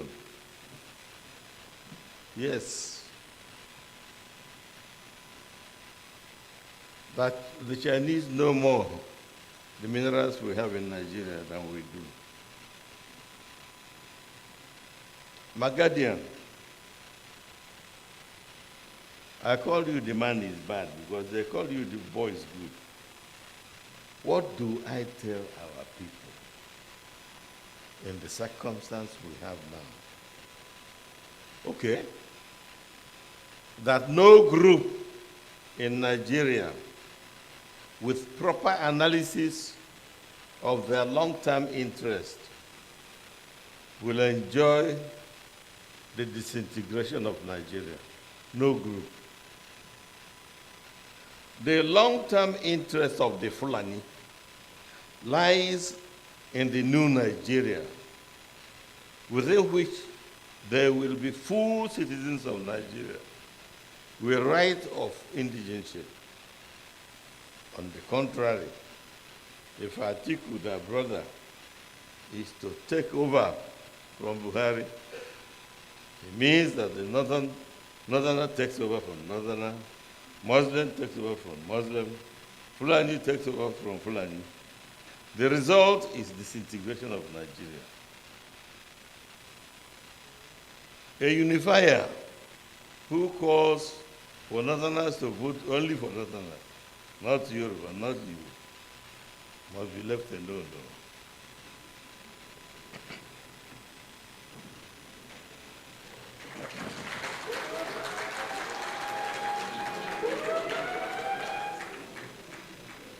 We want Fulanis in Nigeria. Their special talent adds to the many talents from many tribes of Nigeria. Dara Akunwafor, please recall that we have reached agreement with the youth of Igbo land,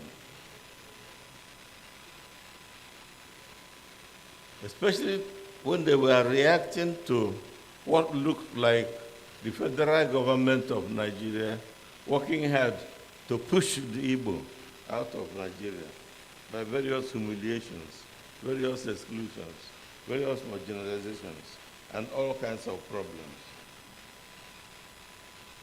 We understood the youth and agreed that the Igbo man would not be slave in Nigeria. But we also agreed with them that slaves do not become presidents in their countries.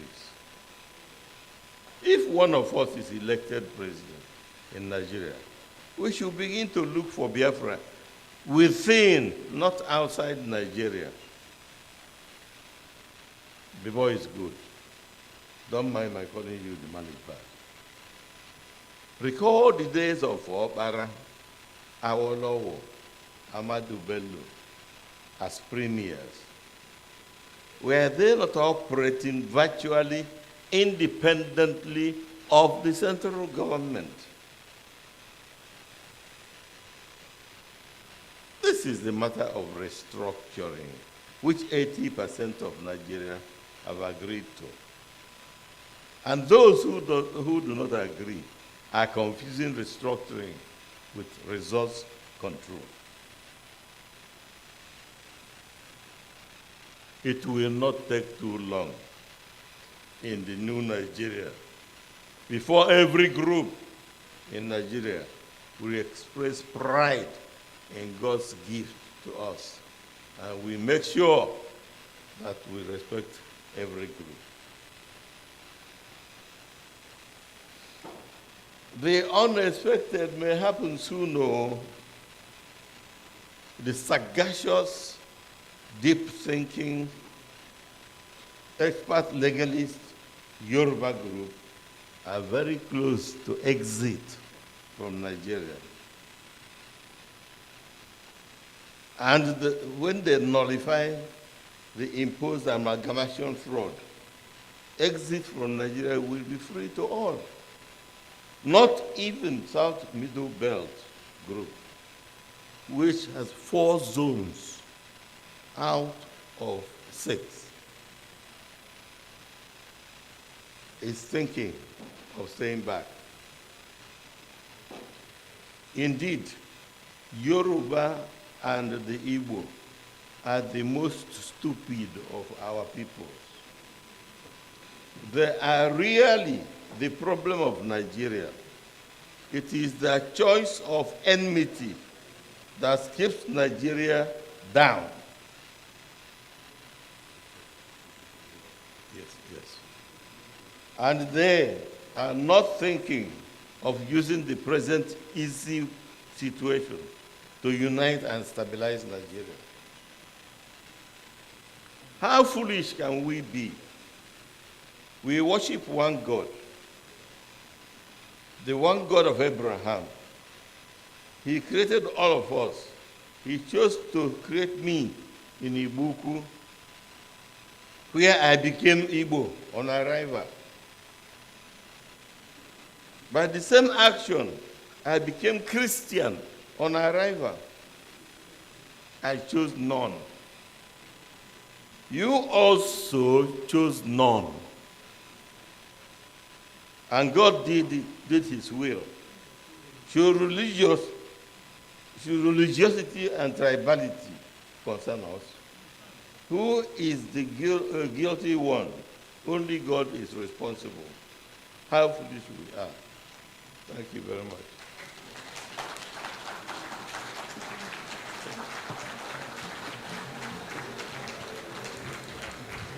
Thank you.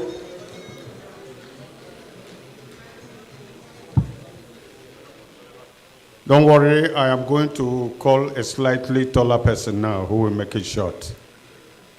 May I therefore call on the former governor of Imo State, His Excellency Achike Udenwa. Please give him a round of applause, and I remind him to be brief and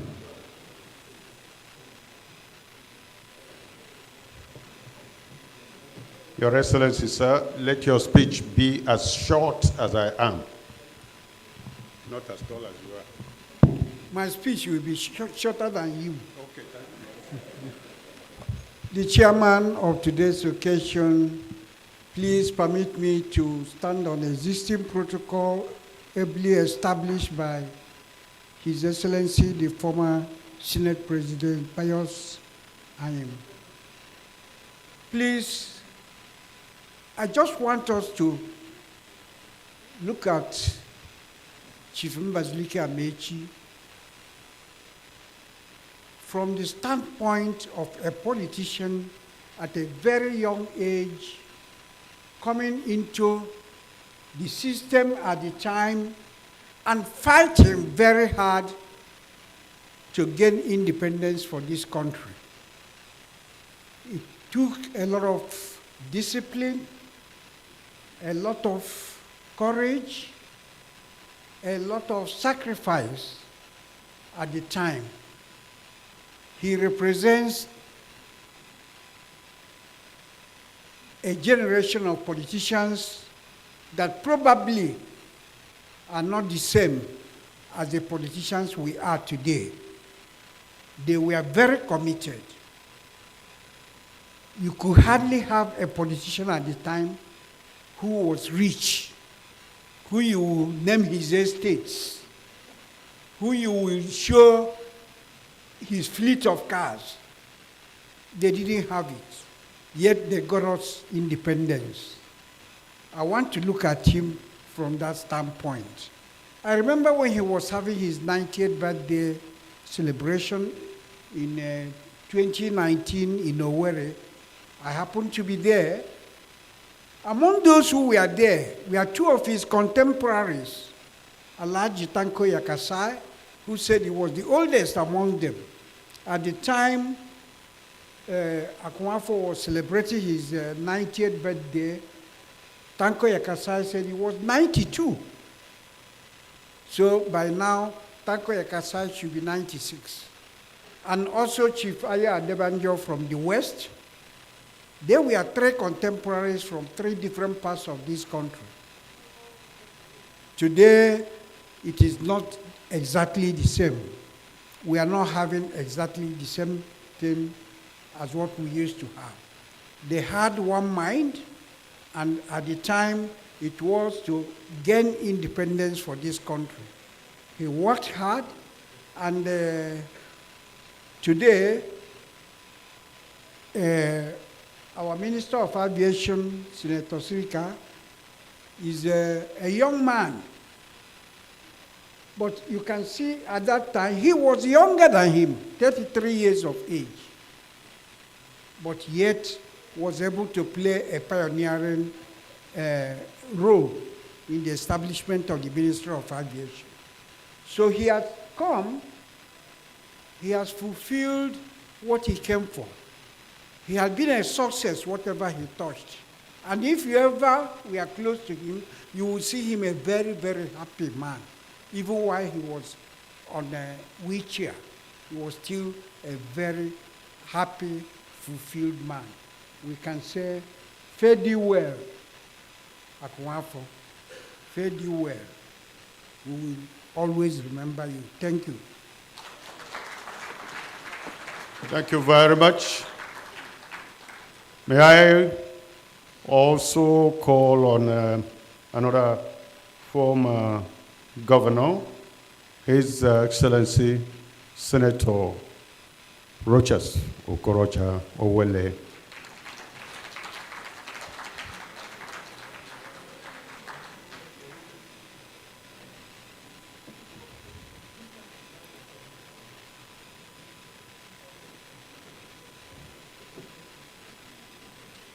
Owele, you are welcome. Please make it shorter than I am. Okay, thank you. I think it suffices for us to say today, to God be the glory. Your Excellencies, my leaders, and my people,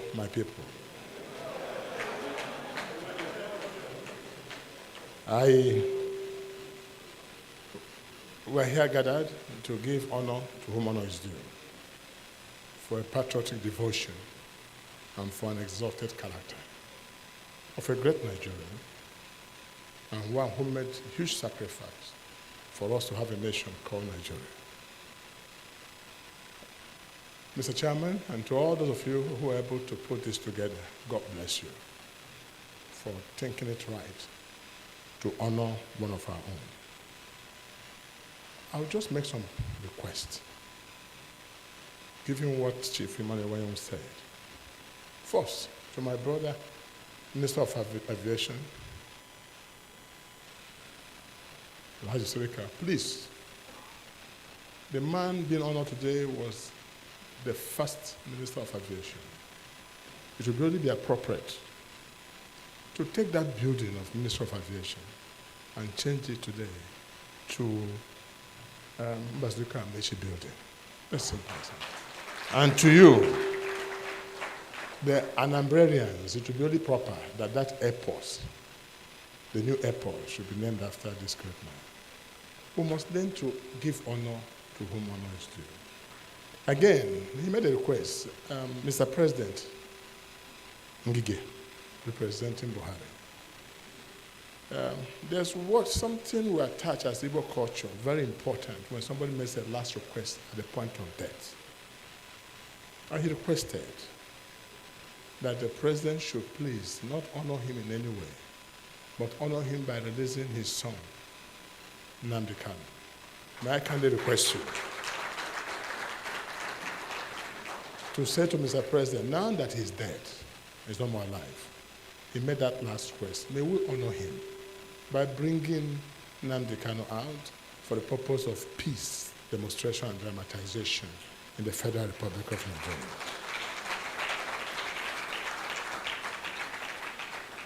But to this great man, I don't think honoring him means saying tribute. The best tribute we can give to Mbazulike Amechi is the tribute of Review Our Nation.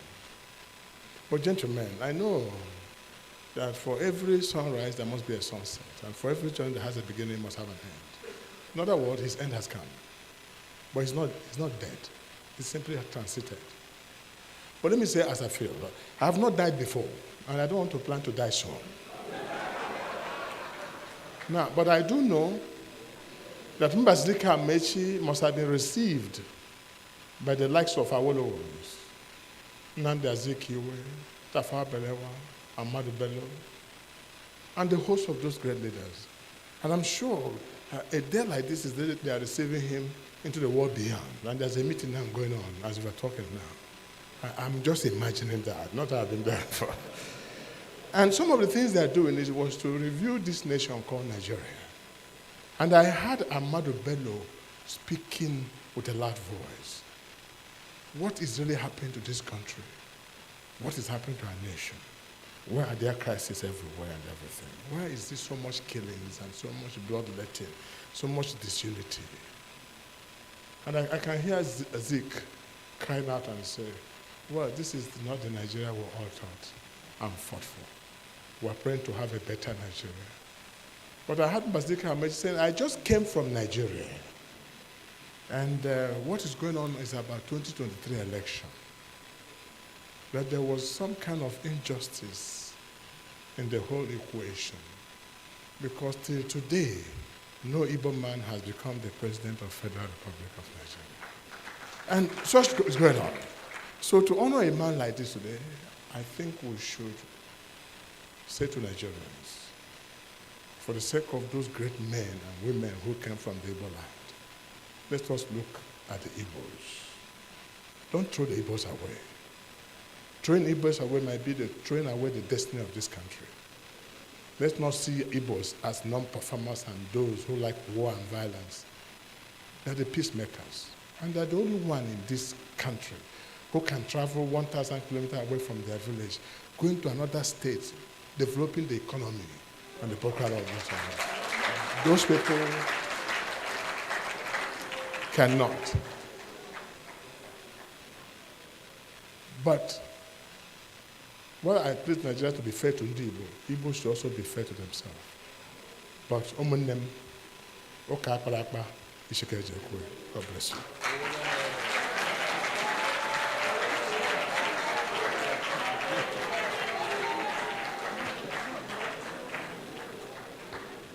Please, another round of applause to my former governor.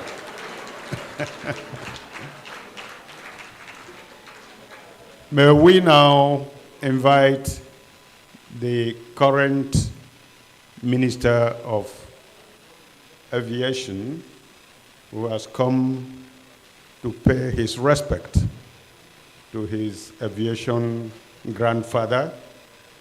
I'm talking of none other than the very distinguished Honorable Hadi Sirika, who is trying to keep Nigeria flying again by raising a Nigerian airline of national identity. Please give him a beautiful round of applause. Welcome.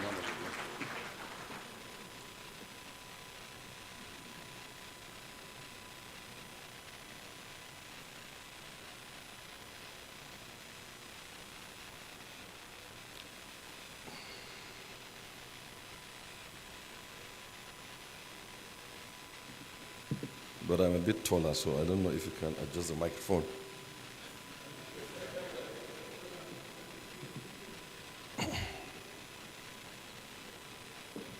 In the name of God, the most beneficent, the most merciful, the cherisher, sustainer of our earth, the giver and taker of life,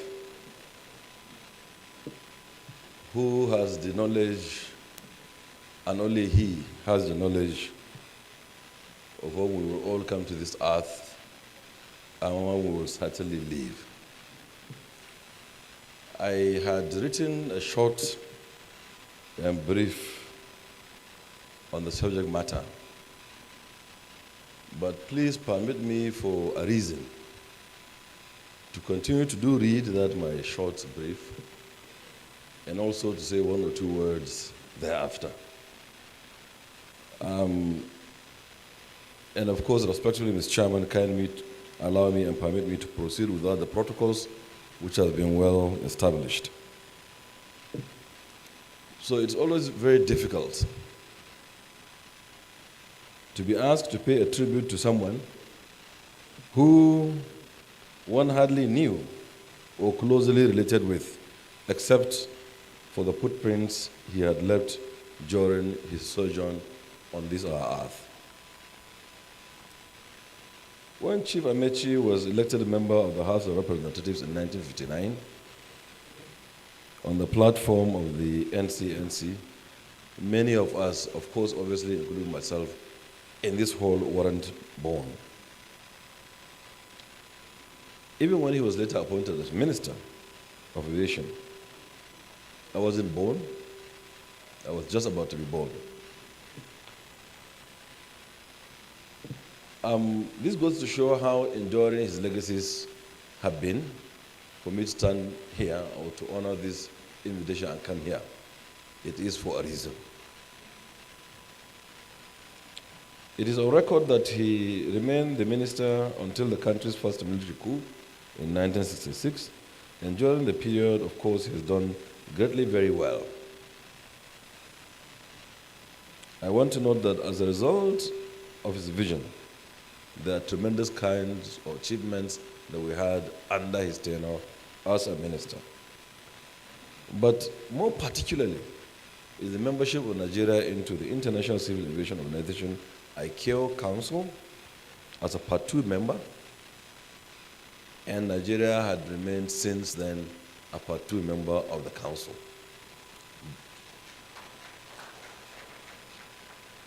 And again, also, even though Nigeria Airways, then West African Airways Corporation, became the national carrier of Nigeria, it was during his era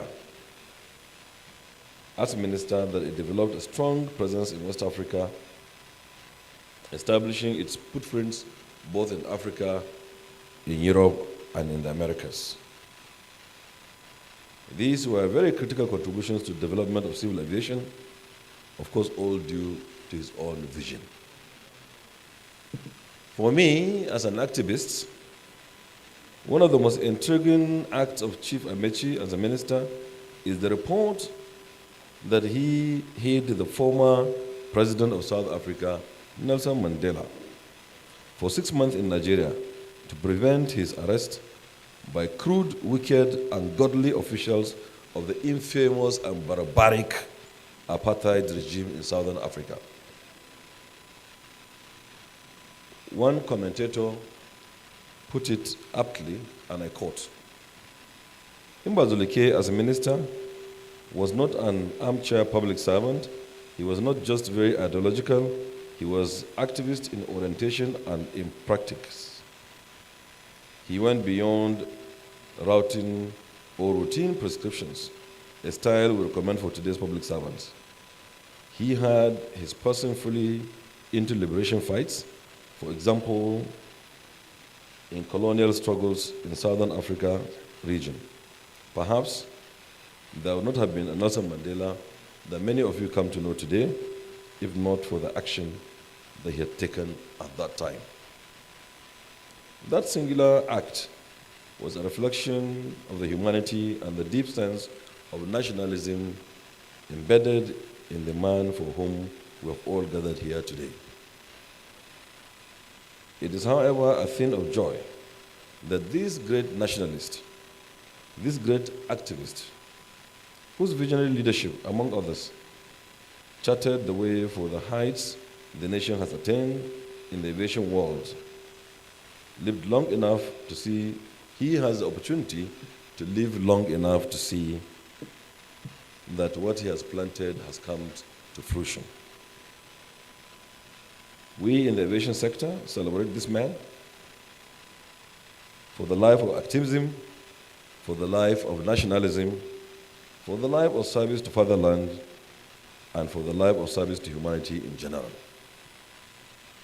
At this juncture, it is imperative for me to please invite you to kindly stand still for 1 minute in honor of this great man. Please.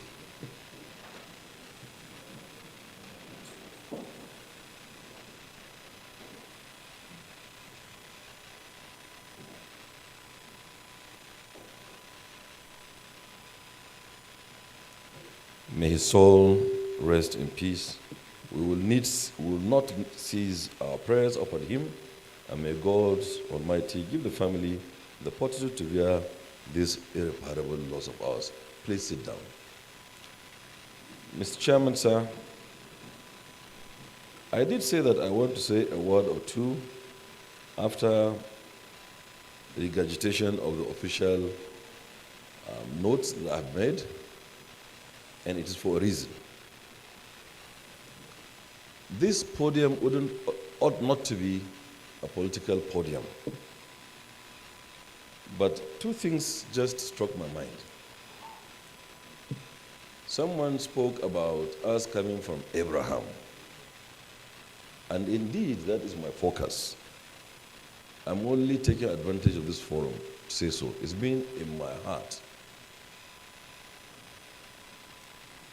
It is my belief that if we decide to divide ourselves, we don't need to be Hausas, Christians, Muslims, North or South. We will certainly find a reason to divide. This is nature. Somalia is one language, one religion, one culture, one people, one history, one tradition, one mode of life. They've been fighting for 40 years. They didn't need to be Igbo, Hausa, Yoruba, or Kaje to fight or to separate. They didn't. If you will divide, you will always find that reason to divide as human beings. Within the same house of fathers, one father, one mother, 8 kids, they will certainly divide. There will always be something to divide upon. In my village where I come from, my father was a forestry officer. He resigned his forestry work and put one farmhouse in Dubawa, Sabangarin Srika, near Shargalle, or attached to Shargalle, and now popularly called as Shargalle itself. That one farmhouse, with no school and nothing, with only fresh leaves to eat. Today we have 4 primary schools, 3 primary schools, 2 secondary schools, including one dedicated to women, police station, court, hospital, and the rest of it. But in that one farmhouse that has become now, and the last count, about 2,000 households, there exists an Igbo man. His popular name is IG. And I believe the first I is IK. I don't know what the next G stands for. If you see his passport, place of birth, Shargalle. Local government, Dusi. States of origin, Katsina. And his scholarship, Katsina. And he's not more than 40. Because his father was also born there. And they're traders. 16 kilometers to the south of that point, the gentleman now who mimics President Buhari, MC Tagwaye, is from a village called Dugul in that same locality.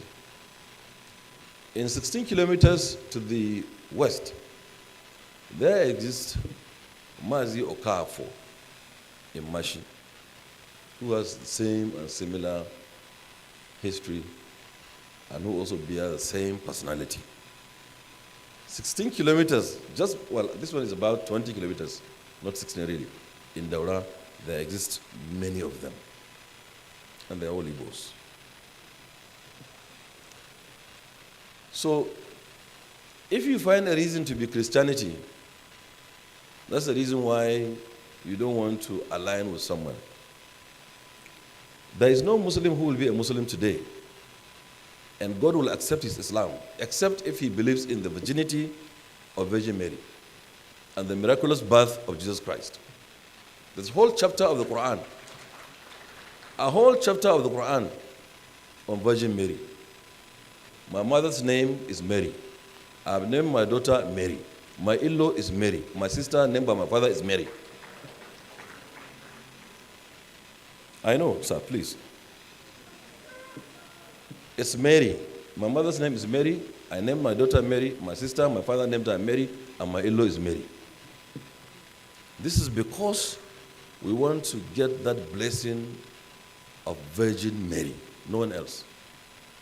And if I have the chance of another daughter, her name will be Mary. So how can you speak to me about religion to divide? Or how can you divide me? When I had the honor and opportunity to meet Chief Mokogo Okoye, who discussed and taught me Zikism and the Zikis movement and for what it stood. And I followed that trajectory until this moment. Perhaps that explains my being in opposition all my life. In 2004, build up to 2007 election, we in the Buhari movement, then called Project Nigeria, then we went to become the TBO, the Buhari organization, and ended up in APP. In 2004, we were invited to the first, or I don't know what the first, but the Igbo Congress that held in New Jersey. And after the lecture, President Buhari had a lecture, and I was there. We went, 4 of us. And one young man asked President Buhari, will you support an Igbo presidency? It wasn't within the context of the paper. And the man said no. And I almost pissed in my pants because we were building to 2007. And the boy said, but why? He said, here is why. Here is why. He said, when Zik of Africa earned the name of Zik of Africa, Nelson Mandela was going to school. Zik, with the money of West African pilots, sent Kwame Nkrumah to school. Zik was Zik for Africa, Zik for the world, not Zik of Nigeria. And he's an Igbo man. And he went down all the way to Okpara and all of them and said how great they were as politicians, including his running mate at the time, Oyi of Oyi, whom he has chosen by himself because he's Igbo man. And he showed somebody sitting down at the front row who was Philip Emeagwali, if the name is correct. He produced the fastest processor computer in the world at that time, and he was Igbo man. He named the name of someone who was at the time in ECN, Electricity Corporation of Nigeria, who was an Igbo man, whose during his tenure, there was no one single blink of light. An Igbo man. He had said all of those great things that the Igbo had done to the politics of Nigeria, to the liberation movement, to our own freedom, to our own independence, and what they have continued to do. And he said, furthermore, they are the only tribe that are on every single polling unit in the country today. They're the only ones. So it demonstrates their belief in Nigeria. Because they're all over the place. They're all over the place. And on purpose, without coercion, he named 2 Igbo men to be his vice presidential candidates. The Mbazulike and the Oyi of Oyi. And he's on his way to making the 3rd. When I drove him to the house of Senator Ben in Apo legislative quarters to please with Ken Enamani to be his 3rd running mate for the 3rd consecutive time, because he believes that these people have the capacity to do so.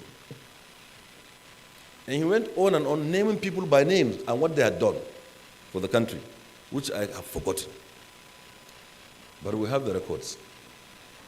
And he said, but instead of this huge population of believers of Nigeria who are in every single polling unit, to understand what Oyi of Oyi had said and what Zik himself has said, to extend their hands across the Niger to the Yorubas or across Benue to the houses where the population is, and make huge political alliance and negotiate and take over power. They had resigned themselves in asking for another country, Biafra.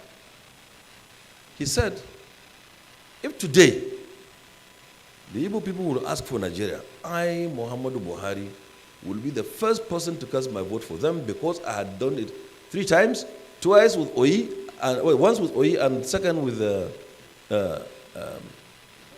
Mbazulike, and I was on my way to making it the third time with Ken Inamani. But if they ask for Biafra, then I will insist on Nigeria, and that will be the dividing line. So I want to use this opportunity because I've seen people who have been somebody before I became anybody. And I've seen my colleagues seated right here. That the minute we begin to do the right thing, the minute these people, these strong people with capacity, they have the money, they have the intellect. My predecessors there, I read it all the time. A super intellectual. They have the intellect, they have the money, they have the numbers. If they will ask for Nigeria, they certainly will get for Nigeria. If they will ask for Biafra, they will be in Biafra. And lastly, just before I go, you know, certainly it's very sad. This thing is not unique to Nigeria. This clamor, this elite conspiracy against the people, the elite conspiracy against the people to be saying one thing or another, to be asking for one political mileage or another, which they don't actually mean.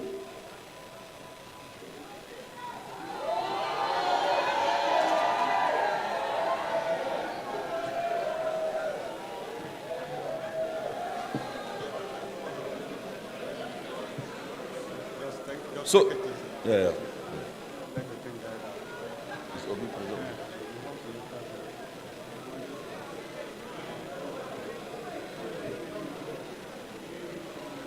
I have my bottle of water there, please. My bottle of water there. Please.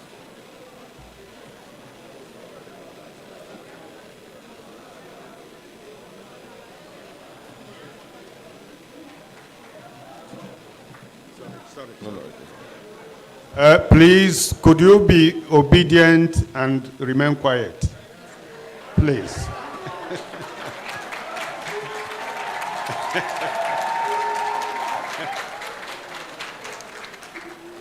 Good. Good. That's a better way to show your obedience.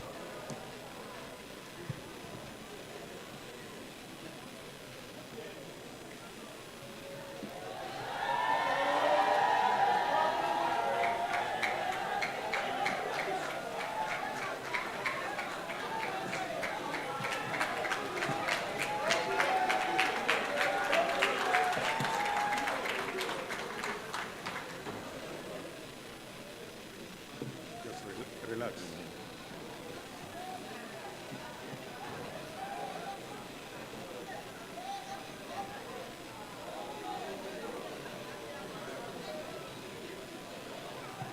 Thank you very much indeed. Thank you very much indeed. Thank you.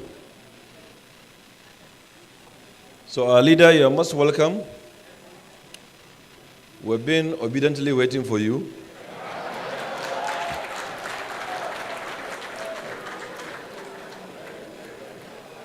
So I will pick from where I stopped.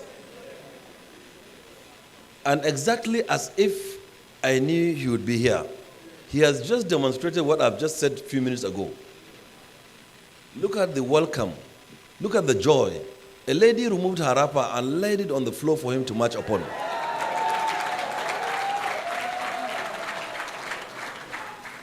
A lady removed her wrapper and laid it on the floor for him to march. That is the respect. That is the obedience. That is what she thinks should be. So imagine that this huge reception. Sana Baba. That's Alhaji Tanko Yakase. Our mentor.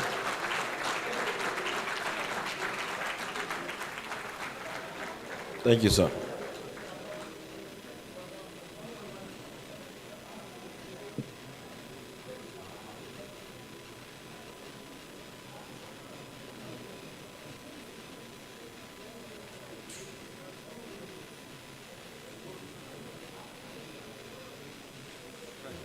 Thank you very much. No, I will round up. I didn't intend to speak for more than 2 minutes. Yes. Thank you very much. Thank you. Thank you, Baba, for coming. Thank you very much indeed. Thank you, sir.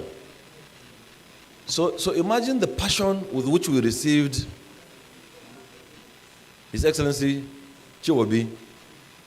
And if we could obediently do all of this and replicate it in every single polling unit, and make the alliances that are needed, and get together to ask for Nigeria, that perhaps could have been the solution. So, if a people decide today in the United States of America, in 2022, they are still talking about the first black woman to be in the Supreme Council. This is a misnomer. This is the America who talked about freedom. That the strength of the United States of America, which I believe is in their belief for freedom. But they're still talking about a black woman going to Supreme Court in 2022. How backward. So if people choose to divide, they can divide for nothing. It doesn't have to take to be a Hausa or Yoruba or Igbo, or Muslim or Christian, or North or South. So the minute that our leaders would begin to stop, including us, the elites, begin to stop playing the politics at the expense of our people or our country, that minute that they begin to stop is the beginning of prosperity of the Federal Republic of Nigeria. Thank you very much.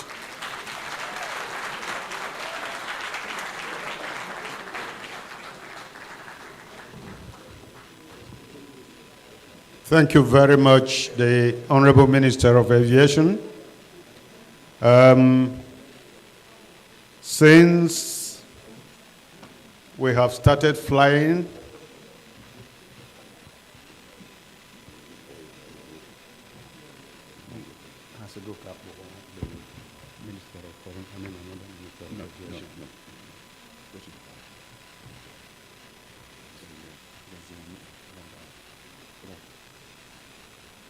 to him.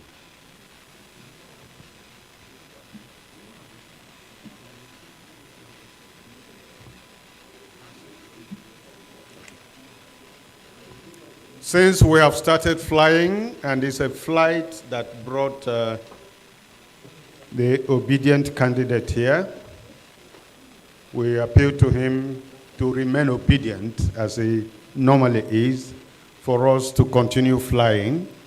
May I now call on the first female Minister of Aviation that Nigeria ever had, who has continued flying till now, Dr. Amechi. You can see her, she's still in flying colors. Please, I bring her up here, and I would want her to beat the men by making it short and brief. Another round of applause for her, please. Igolo, you're welcome. I want the shirt. Yeah. Chairman of the occasion, Your Excellencies, Minister of Aviation, may I observe all other protocol.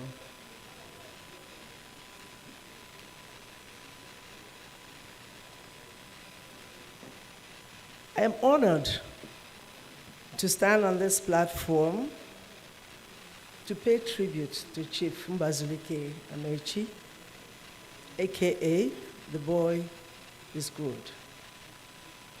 In the presence of a galaxy of leaders, rulers, stakeholders, patriots, and fathers of the contemporary Nigeria.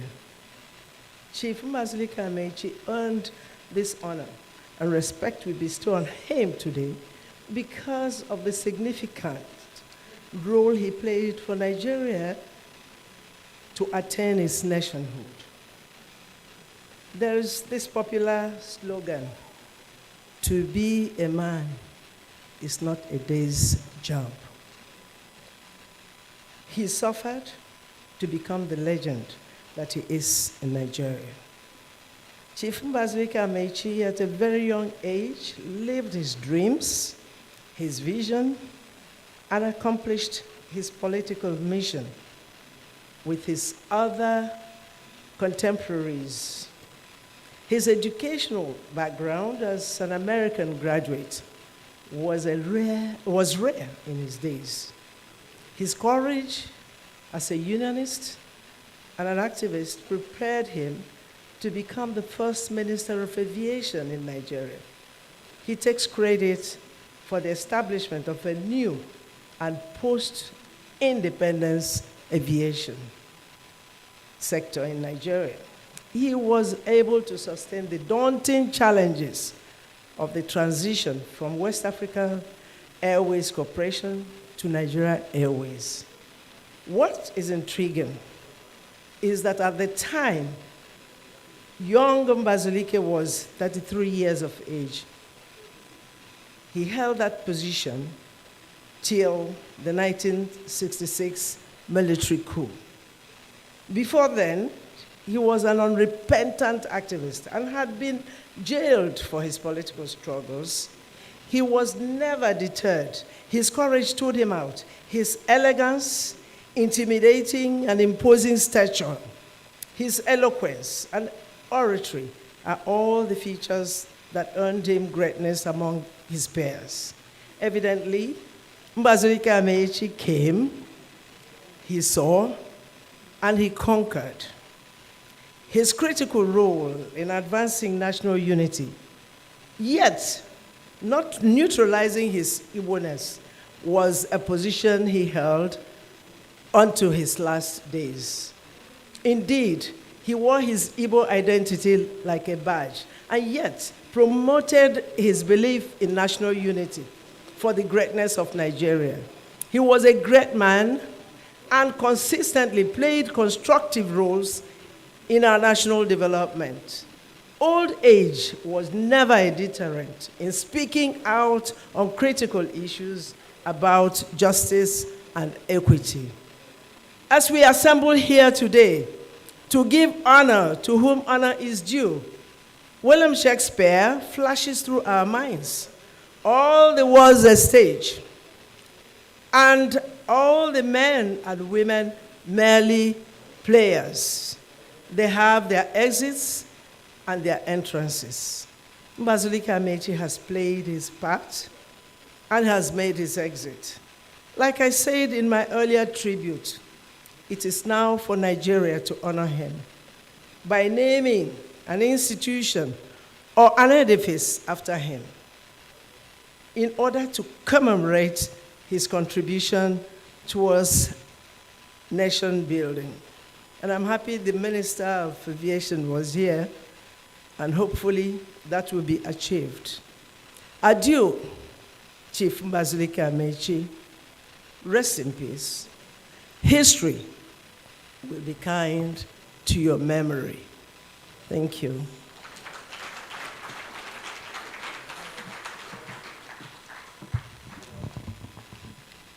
Thank you very much.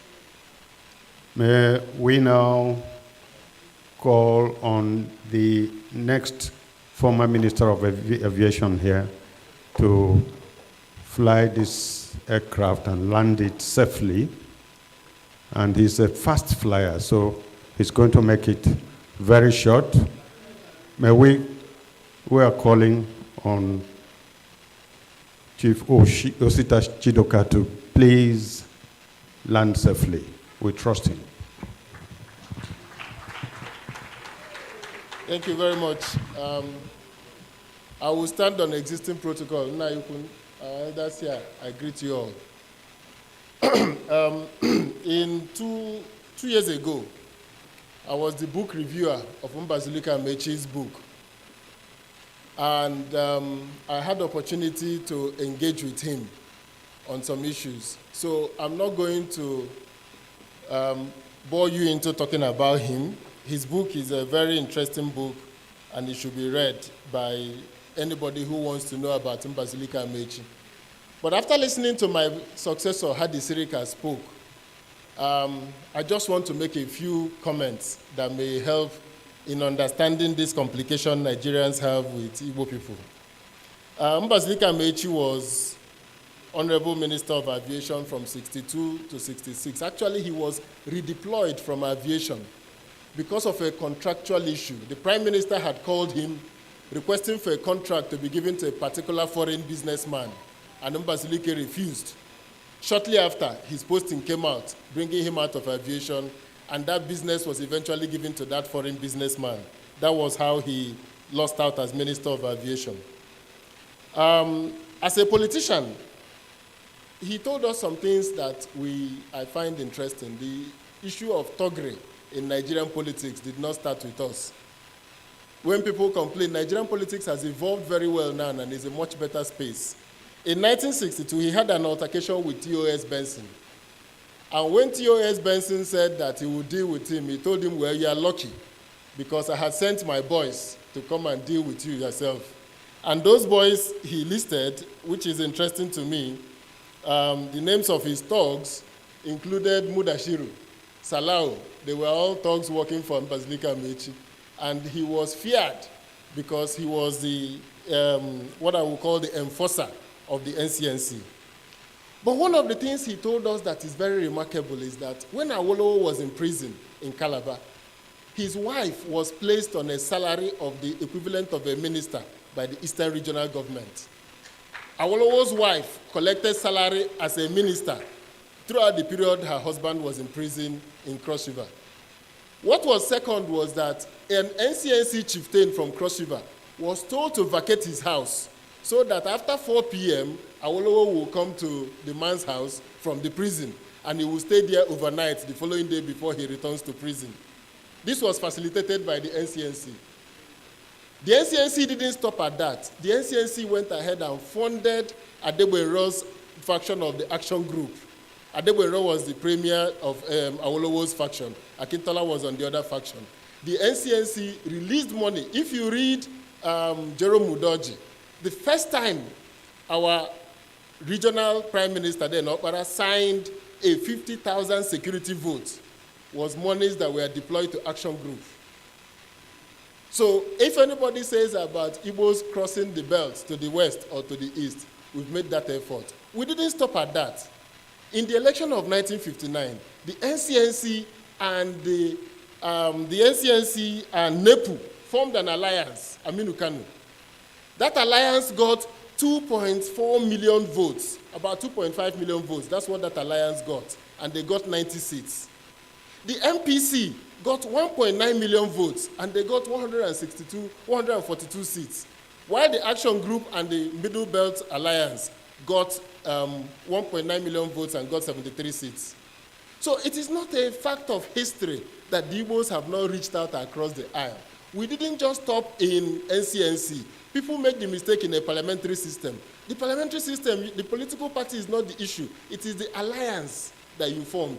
So when the election of 1960 finished, we formed a second alliance with the MPC, which is the famous NCNC-MPC alliance that brought Mbazulike Amechi to being a minister. Sadly, Mbazulike Amechi is not here with us, and Chief Awolowo is not here. One of his last stories I will tell before I sit down is that Awolowo, in his book, Travails of Democracy and the Rule of Law, said that Mbazulike Amechi came to the parliament with a gun in his hip, and that gun was intended to harm him, Awo, when the motion for the issue of the 1962 state of emergency in the Western region. So when I asked Mbazulike Amechi, he said, it is not possible. I was a minister, so I sat on the front row, so I could never have been a backbencher. I didn't sit in the back, and I didn't have a gun. But more importantly, I was the one who came to Calabar to negotiate the process of Awolowo, staying till 4 p.m. in prison and coming out after 4 p.m. to stay with his family in that guest house. So that it wasn't possible that why Awo wrote that years after is something that he didn't understand. And then his final advice to Zik in 1979, he said, there is no way you can be president of Nigeria with MPP. It is your best interest to not run this election.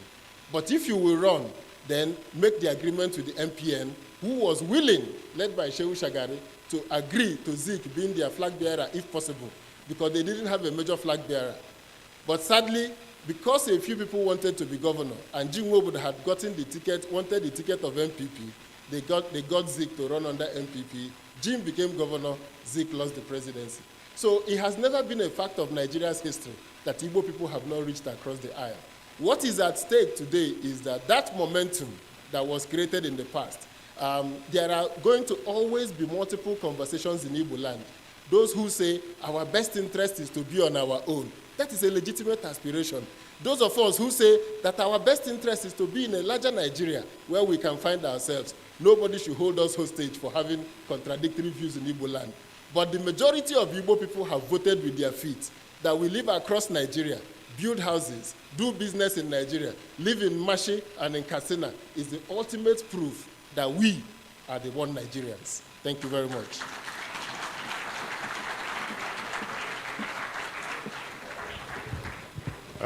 That's very good. I reminded Chief Chidoka that the speeches should be shorter and shorter. He told me, yes, I wanted to make it short, but somebody has spoken. I will now spark. And you see the way he sparked. Please give him another round of applause.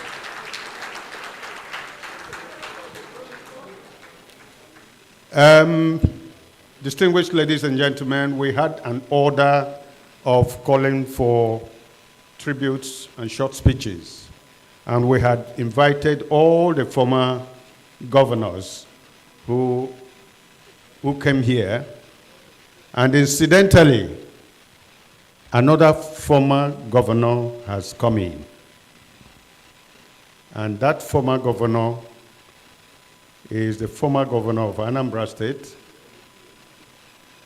none other than, incidentally, the presidential candidate of the Labour Party,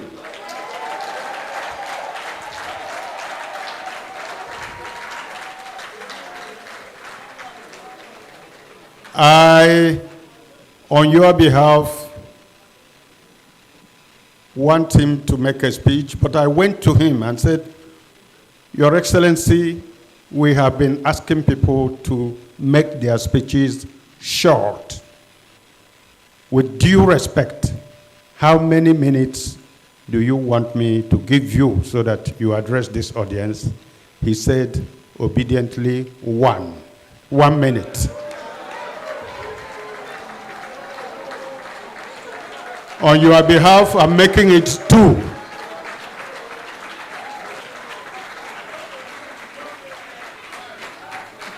Because of his obedience, we are making it 2.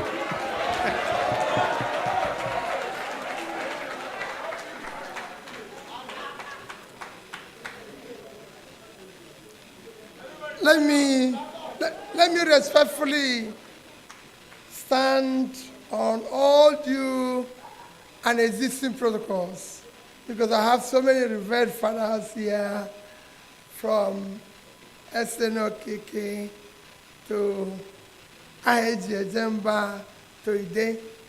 I respect all of you, to Prof.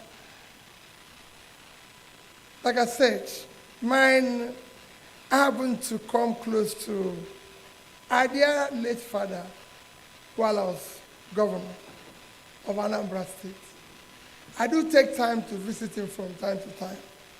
And he was one of those who will always, like it's been said by so many people, tell me histories of this, and how to do this, how to do that, and everything, and all that. And we remain very close. He has always believed that people from the Southeast should assert themselves, be part of the political process, no matter the circumstances, and lives with it. We even became closer when Mandela died, I recall. And the federal government of Nigeria has chosen me as one of those that will go for the burial with the then president of Nigeria, or representative of Nigeria. And he had applied because he told me a story, one of his stories. He told me about how close he was with Mandela and everything, and they have exchanged letters and everything. So he applied to the federal government to pay for him to be part of their delegation. But the federal government, one way or the other, it didn't work. So he came back to tell me the story, and I said, listen, I don't know Mandela. I read about Mandela. So since I'm going to go, and I'm going to pay for me to go, it is better that I pay for you to go because you know Mandela. I know his friends. I don't know him, so it is better. So I had to pay for him. Told him, I said, you know them, I don't know them, so I'll just be there as one of those who came to South Africa. So you better we invest Anambra State more wisely by paying for somebody who knows the Mandela family. And he went to South Africa.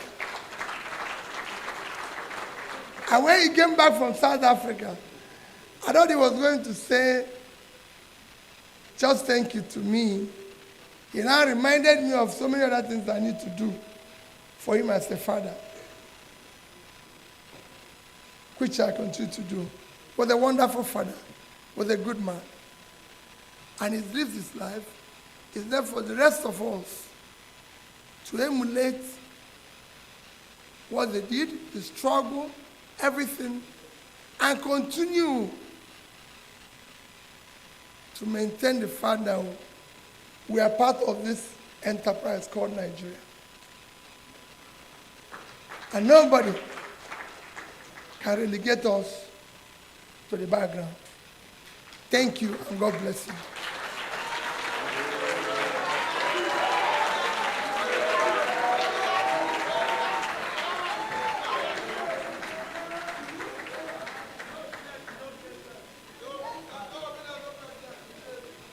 Thank you very much. He obediently obeyed the 2-minute length we gave him. Please give him another round of applause.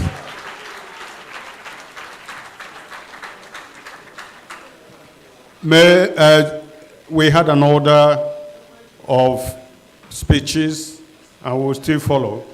We are going to take from former ministers who are here. Please.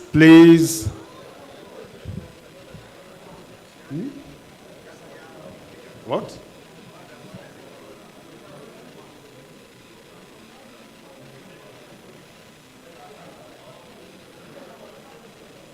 So, some order, please. Please, some orderliness. We are not yet through. We are not yet through. May we now call on our elder statesman, who is a contemporary of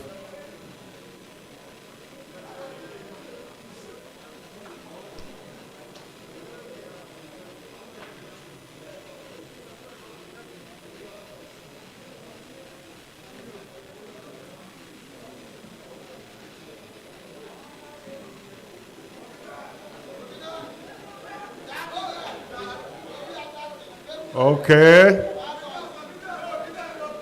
Please. Be obedient yourselves. Be as obedient as your principal. We are going to take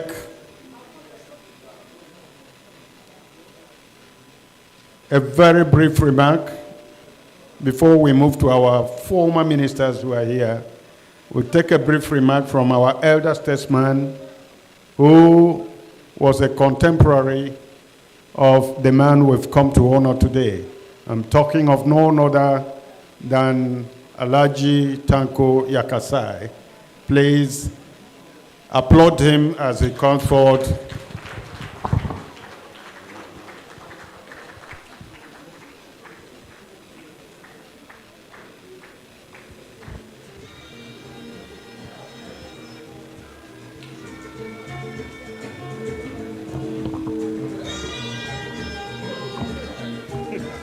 They want to climb?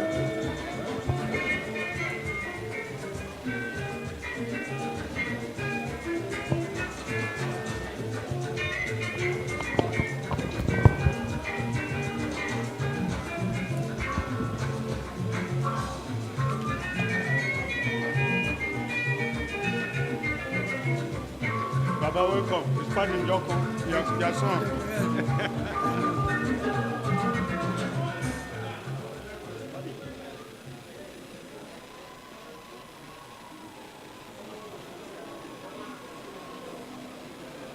Mr. Chairman, I believe there is a chairman here. Distinguished ladies and gentlemen, I'm speaking as the only friend of late Chief Mbazulike Amechi, Dara, present here. I happen to know Chief Mbazulike Amechi during the NCNC convention in Kano in 1954. I met him with Chief Mbazulike Amechi, Chief Olu, I remember, the Minister of, I remember, and others. Since then, we have been friends.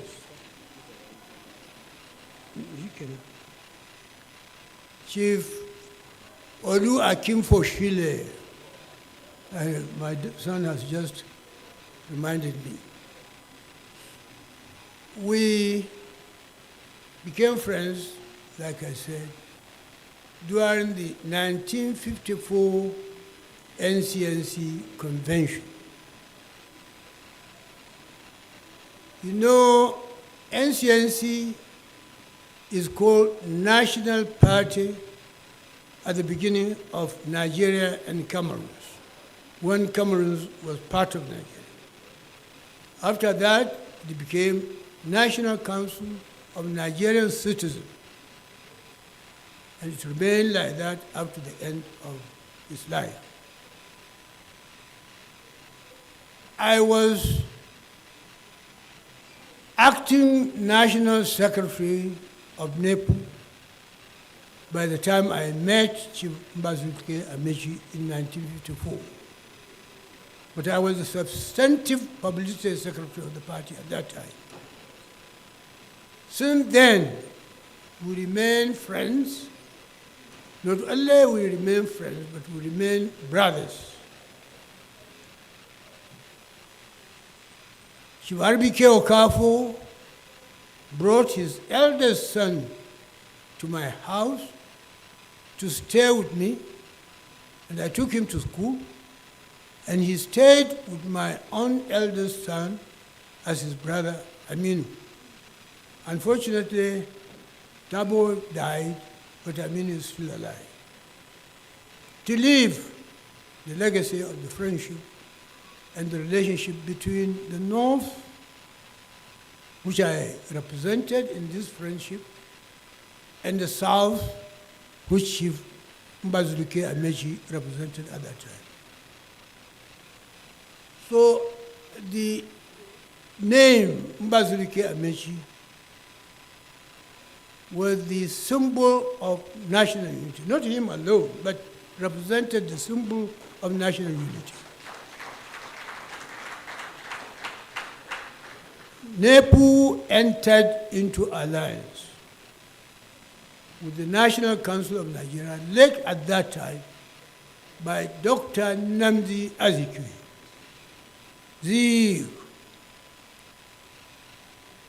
And it is not by accident.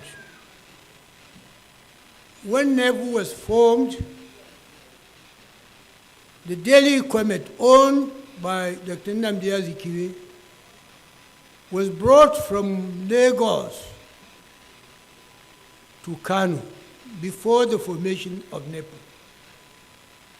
And therefore, by the time NEPU was formed in 1949, it straight away went into alliance with the NCNC, and they remained in alliance till the end of the First Republic.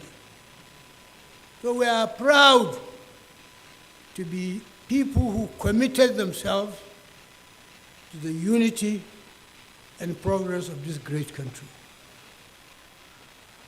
Mbazulike Amechi and myself became friends. Although he was born in 1949, I was born in 1945, we became friends like twins. I thank the Master of Ceremony of this occasion for sitting me next to the former minister, Madam Chikwe. Why? Because my name, Tanko Yakasai, is a typical Hausa name given to any son who is born by his parents after 2 or more female children. So I am not only a junior brother to my late sisters, but today I'm a junior brother to Chima Uke. Because she represents all the females, including my mother and mother of everybody, here and outside here. So I'm glad that we are honoring Chief Mbazulike Amechi. This is a rare situation in Nigeria. We are not honoring our heroes. I will take this opportunity to appeal to you who are present here and those who will hear this appeal, anywhere they are, if they are Nigerians. Please to adopt the culture of respect for people who committed themselves to this country and to the elders. Because we didn't born ourselves. We were born from some people. I'm glad that we are honoring Chief Mbazulike Amechi. I hope this tradition will be continued by the younger generation so that we'll keep this tradition as part of the culture of Nigeria. So that whenever any one of our elders is gone, we'll take the trouble to honor him for what he did before. It is not proper that when you die, you, the younger people here, because I know that I have no age mate here, but it is important that you keep in mind that you will continue to respect your elders, not just by the time they are alive, but even after their death. I thank you very much.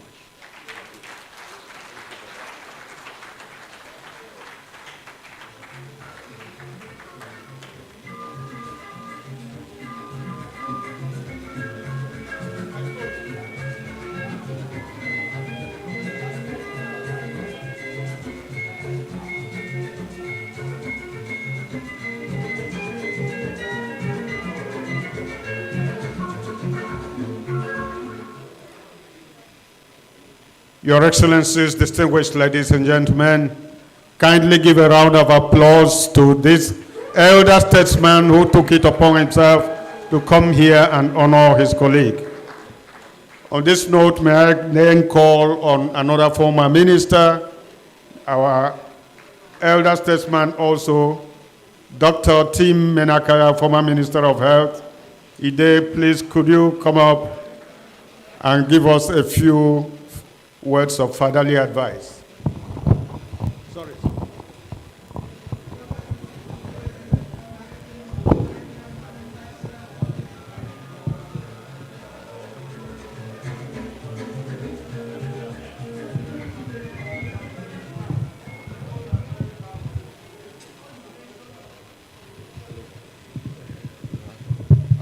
I just want them to.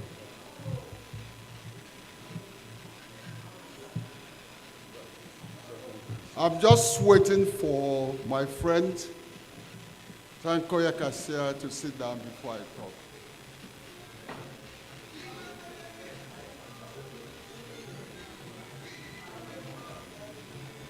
Can I have some quiet, please?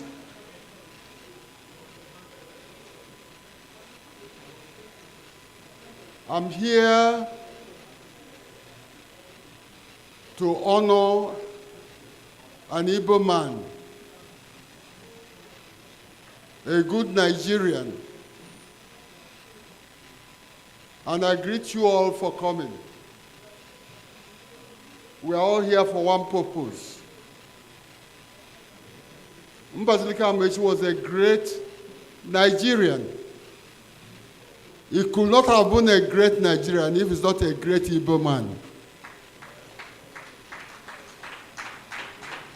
And that is why two of us one day jokingly said, how do we make an Igbo man know who is an Igbo man and who is a normal Igbo man?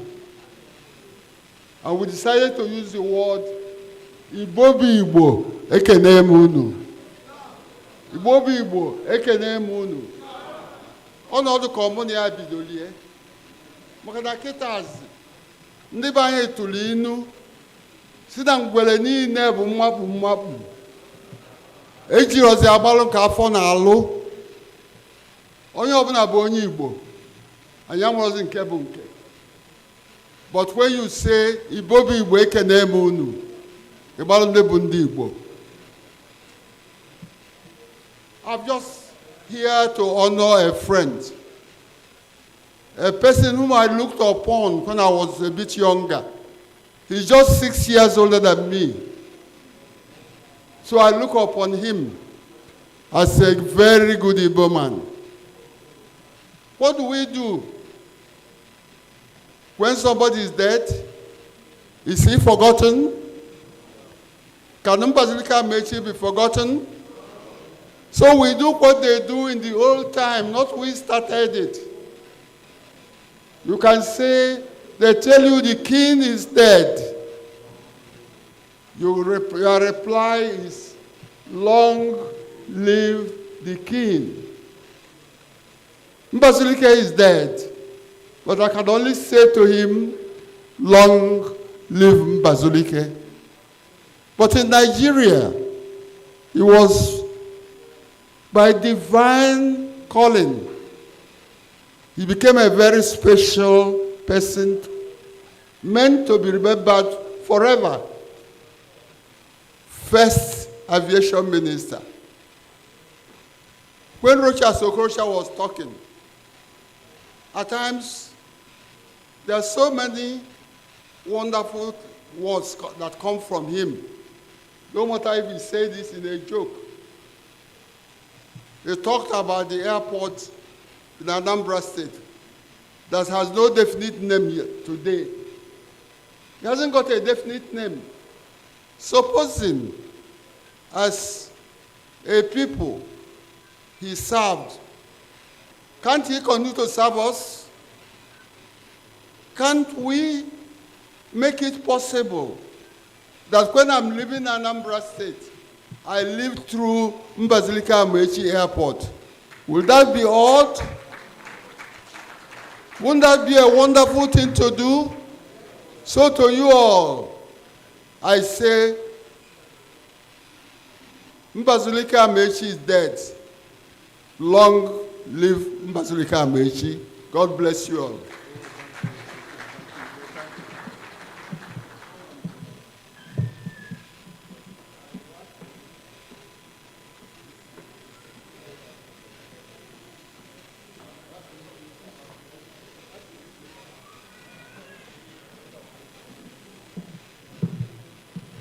Another round of applause for you there, please. May we, by the same token, call on another former Minister of Health, call on another former minister, Professor Ebisi Nwosu, the Osigalum Ume, the man who continued cooking the stone until the stone became soft. May he continue cooking. Give him a round of applause as he comes. He's an elder statesman.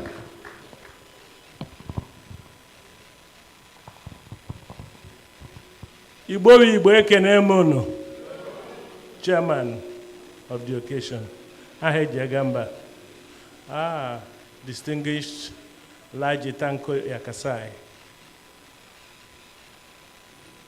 All other protocol observed. At a stage, we were veering off into politics. So let me take you back to Rome, where Mark Antony said,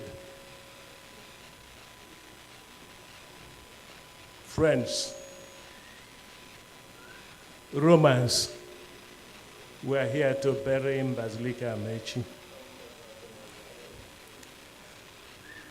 Mbazulike Amechi, I think I'm standing to speak, not as a former minister, but because he was from my constituency.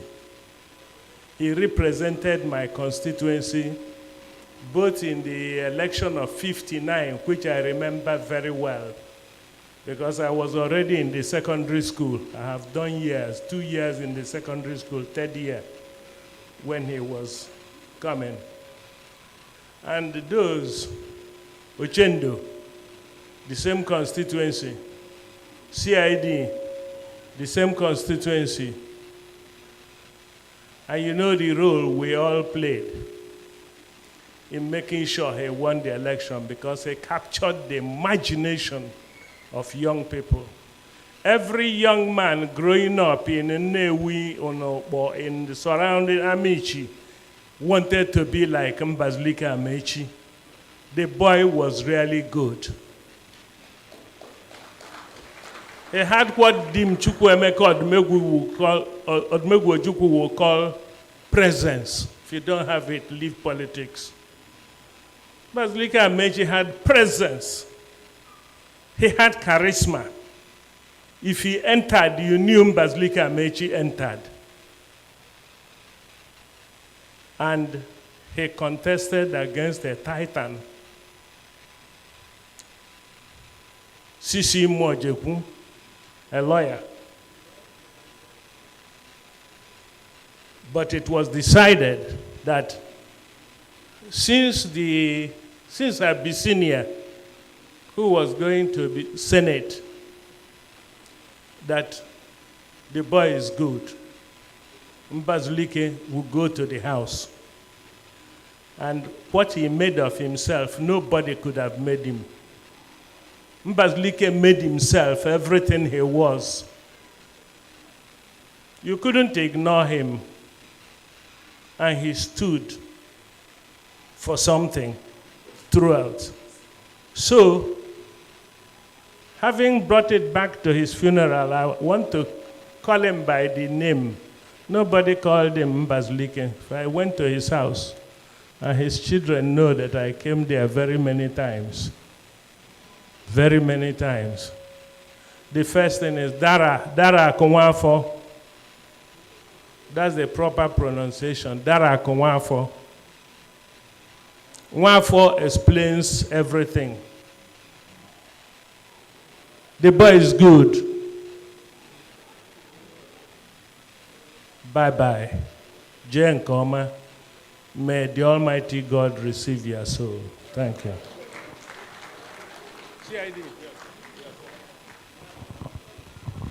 Thank you very much. Another round of applause for him, please. Osigalum. May we now call on another former minister, and this one is the girl is good.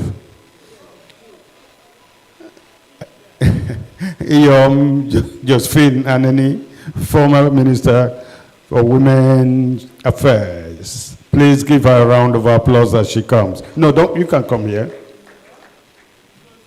Okay.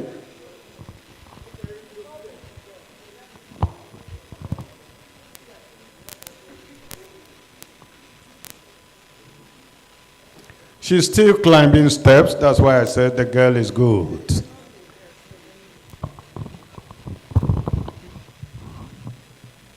To God be the glory.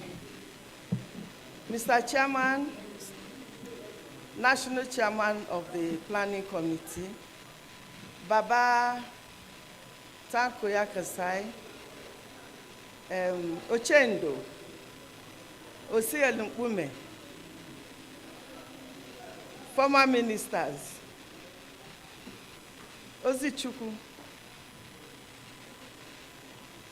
Igolo, Ojeligbo, beautiful Umuwine, ladies and gentlemen, I had written a tribute, but I decided I'm not going to read it again. I just take up from the events that have happened here. Everybody that spoke about Dara Akunwafor as a politician, but he was more than a politician. He was a good Christian, but he was a traditional man. And that is why he has the title of Dara Akunwafor. He believed in the Igbo tradition, and he did everything to maintain it.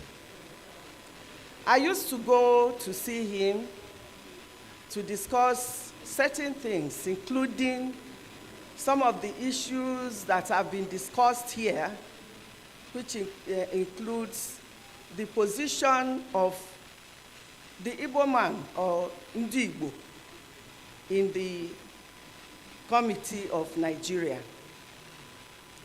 But I also discussed how we could maintain what made us Igbo. Nigeria is made up of Igbo, the north, the west, and the east. So everybody have their distinct personality or distinct things that their ethos, their, their culture. And he represented that Igbo even in the Nigerian Political Association. I lead an Igbo women's organization that we call Nkata Ndi Inyom Igbo. And we asked him to be our patron, which he agreed. So he advises us on that. And what is it all about? It's about the Igbo woman realizing who she is and maintaining the things that make us Igbo. We are not, the Honorable Minister, Past Honorable Minister Osiel Mpume talked about, Igbo be Igbo. You can be Igbo, but you are not Igbo. And we have to be Igbo, and we have to be proud of being Igbo. And the custodians of our culture are really the women. So I'm talking about a man who supports women, a man who gives us our respect. The modern Igbo man will tell you that, oh, Igbo women, should be subservient and they cannot take positions of responsibility or authority, but not Dara Akunwafor.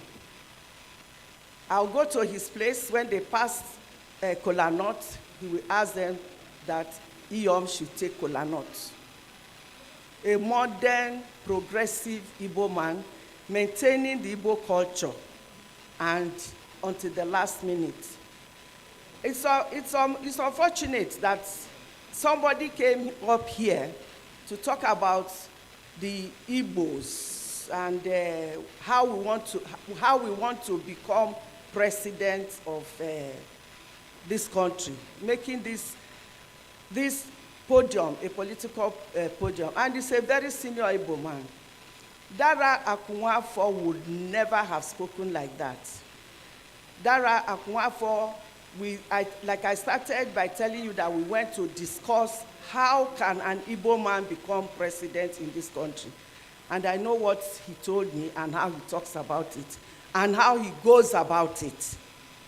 It is not by alienating other people by the way you speak. He knows how to speak. And the Igbo man can be president in a Nigeria that he believes in. He believes in one Nigeria. He fought for one Nigeria, so he can never, ever support anybody in life or in death who will want to divide Nigeria. So, please, for those who heard everything that was said here, Dara Akunwafor believes in one Nigeria. Dara Akunwafor believes that an Igbo man should, can, will be president of this country. And Dara Akunwafor would support that movement. But he will never support a division of Nigeria. He wants Igbo to be in Nigeria and part of Nigeria to continue what he fought for. Thank you very much. Thank you. Thank you very, very much.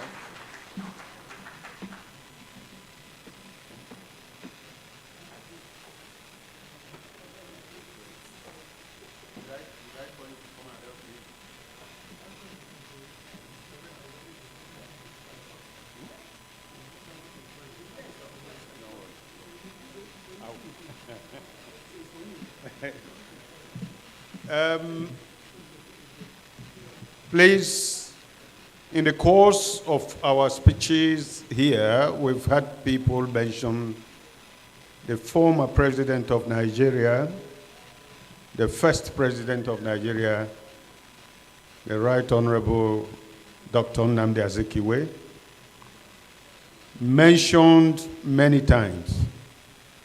Luckily and incidentally, we have his son here, Uwakwe Azikiwe, who wants to acknowledge that that dynasty is still running and that he appreciates what we are doing. Please give him a round of applause as he comes.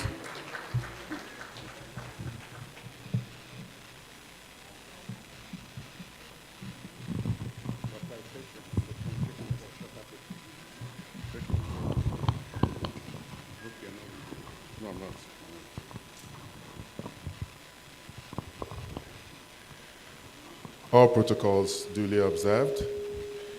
Let me appreciate the family of the boy is good. He's a great man. He will always be remembered. I bring you greetings from the Azikiwe family. We felt that it's very important for someone to come here and speak because he was not just a loyal friend of my late father, but he was also a great Nigerian, someone that we should all be proud of and want to associate with. If you talk about Mbazulike Amechi, what he resonates is courage. Why do I say that? A lot of the members of Ziki's movement were university graduates, older people. Mbazulike Amechi became a member when he was in secondary school. Let all of us think about it. When you were in secondary school, were you thinking about fighting for Nigeria's independence? Were you thinking about fighting for the public? That is what someone like Mbazulike Amechi was thinking about when he was in secondary school. And of course, we all know that he saved Zik's life at some point. The family appreciates that because if anything had happened to him, aside from the future of Nigeria, I might not exist. So I thank the family for that, yes. But it is something that we also need to think about. He felt that Zik embodied the new Nigeria, and he was willing to give his life when an assassin tried to kill my father. So we have to remember him for that, and we appreciate him for that. And of course, you can imagine one of the youngest colleagues, because my dad would say he's a colleague. He wasn't a follower, he wasn't Akbobi or anything, but he was a colleague.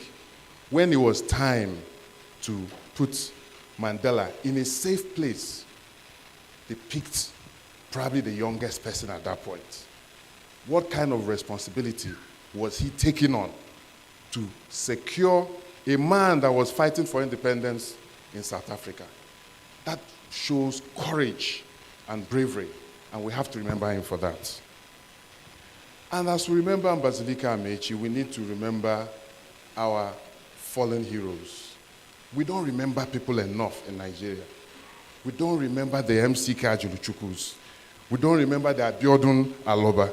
We don't remember the Kola Baloguns. We don't remember the Ndukeze. These were the people that founded the Zikis movement. And the Zikis movement was the major drive, the major fire that took us to independence. Yes, Zik was there. He always acknowledged that he was leading, but that you need young, vibrant people to determine the course of a country. That is why most of them, or some of those young people, were part of the Argonauts. We don't know our history. The Argonauts were 8 young men that were sent to America. When they came back, they helped in fighting for Nigeria's independence. We must teach our history. People must know. I'm not trying to say that a lot of Igbo people were involved in fighting for Nigeria's independence, but the fact is the fact. If we have to state it, let us state it. Mbazulike Amechi is a man that I believe that this should not be a small affair. He's someone that the entire Nigeria should be mourning and talking about. Nigerian Airways that he formed at that time, they were using it to go to London for the London conference. Can you guys just think back in the days how people were selfless? People gave their all for this country. We all need to start thinking about doing things like that. Nigeria has to be great again. We have to remember the Mokugo Koyes. We have to remember the Akweke Nwafo Rizus, the Osita Agonas, the Raji Abdallahs, the Antonia Nahoros, the RBK Okafors, the K.O. Mbadiwe. If Nigeria does not remember them, we students of histories will always remember them, and we'll always talk about them whenever we have an opportunity. I know that right now, the boy is good, will be chilling with Zeke, wherever they find themselves to be. I know that he will be giving him a feedback on what is happening in Nigeria. But one thing I know is that Zeke will always tell him, don't worry, it will be well. Because Nigeria is meant to progress. Nigeria is meant to succeed. We sympathize with this family, the Mbazulike Amechi's family, because he was a loyal friend. He was a great Igbo man, and he was, let me say he is, a great Nigerian. Farewell to the boy is good. Ijoma, rest in peace. Thank you very much. Thank you. Well, his father fought for independence, and you see that he's a chip of the old block. Wakwe, please fight for Nigeria's interdependence, and you will always win. May I now call on the chairman of the War Improvement Union, Mr. Christian Okonkwo, to kindly come and express the feelings of a host.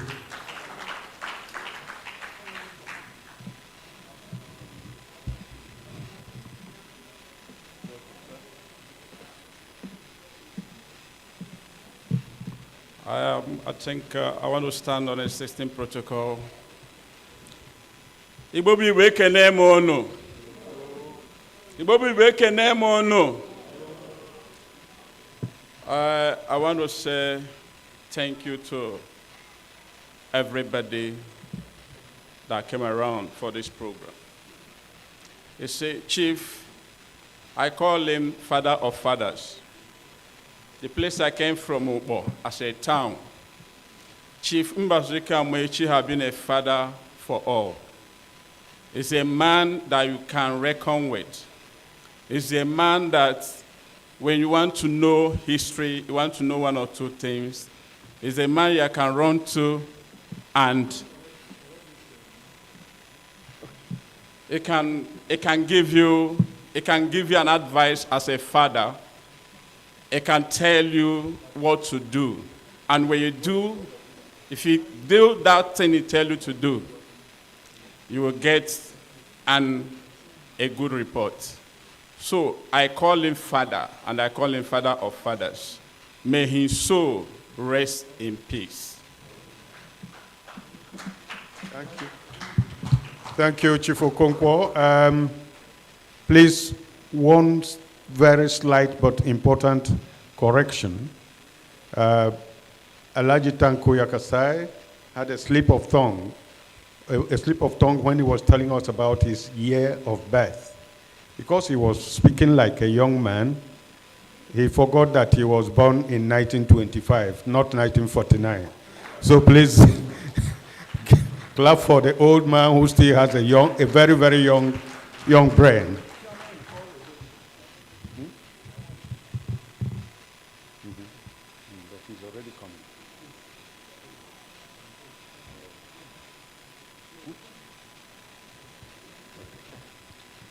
The chairman of the occasion wants to round up, and please give him your attention. After that, he will invite the chairman of the organizing committee.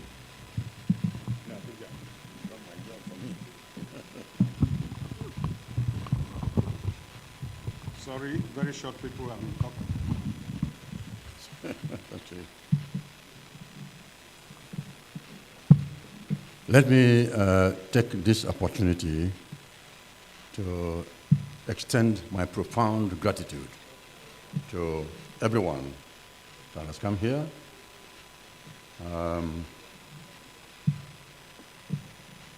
And then to remind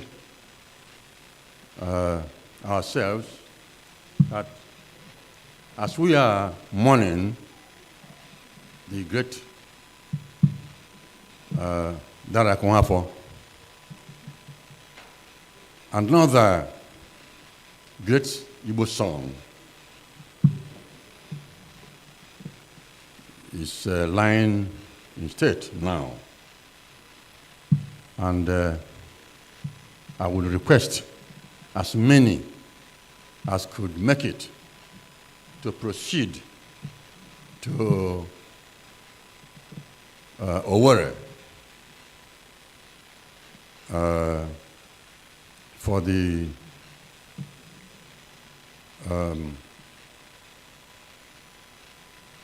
going the usual way of the dead of the great George, Ambassador, Professor George Obiozo.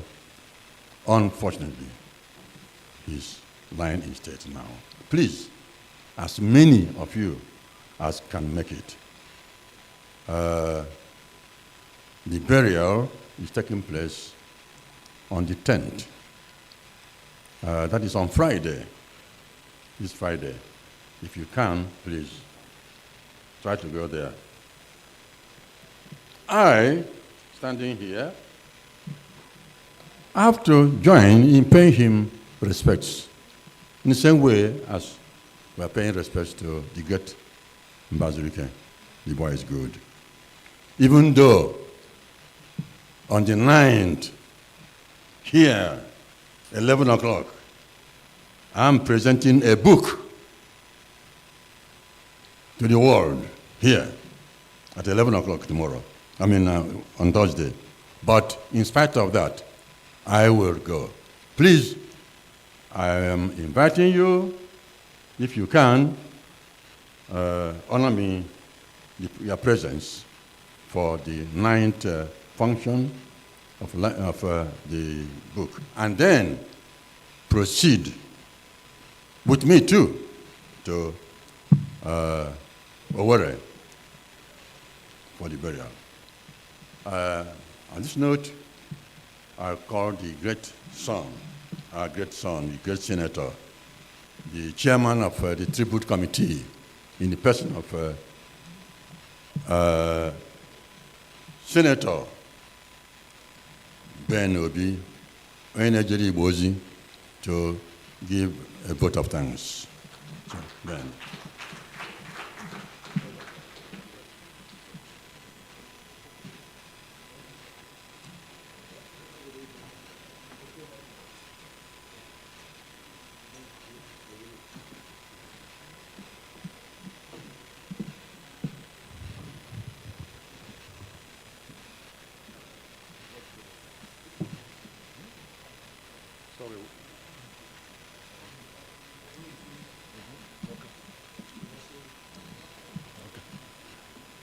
Your Excellencies, Chairman of this occasion, the Chairman of the National Planning Committee for this great African statesman, Chief Mbazulike Amechi, the boys group, members of the committee. We also have the honor and privilege of having here a great Nigerian statesman, one of the founding fathers of this country, Alhaji Tanko Yakasai. We also have a great Nigerian who had served this country greatly,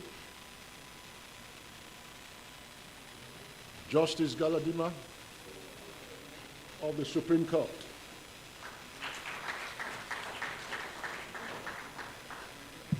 For us in this committee, what else can we say but to say thank you?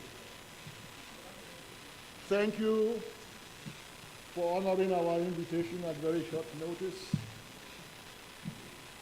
Thank you for all that have been said about this great man, the boys group.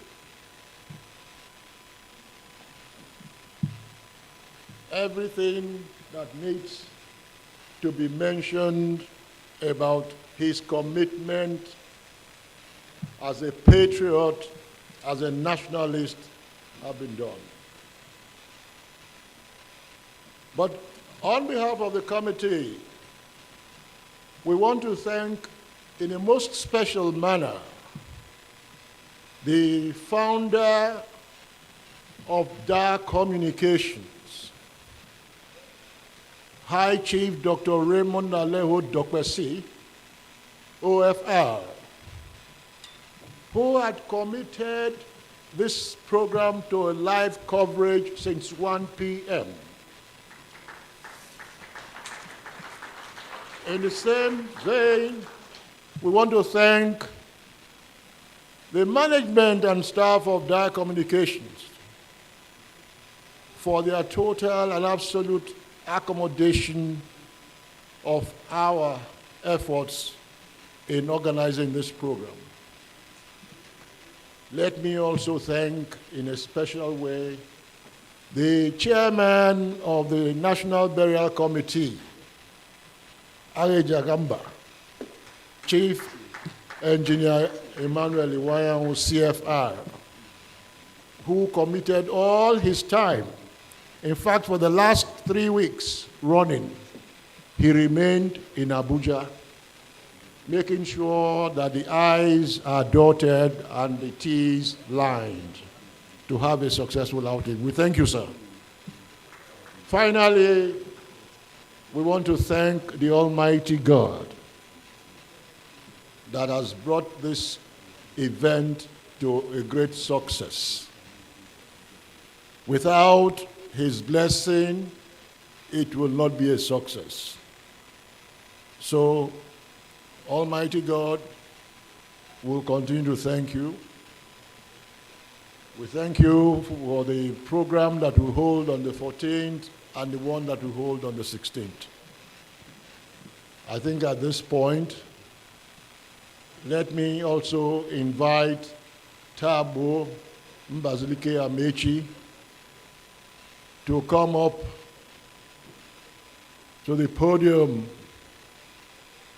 and speak for the family. If he says thank you, we accept. If he says thank you very much, we accept. If he says thank you very, very, very much, we accept. So, Tabo, I cede the floor to you. Ndeo. Thank you, John.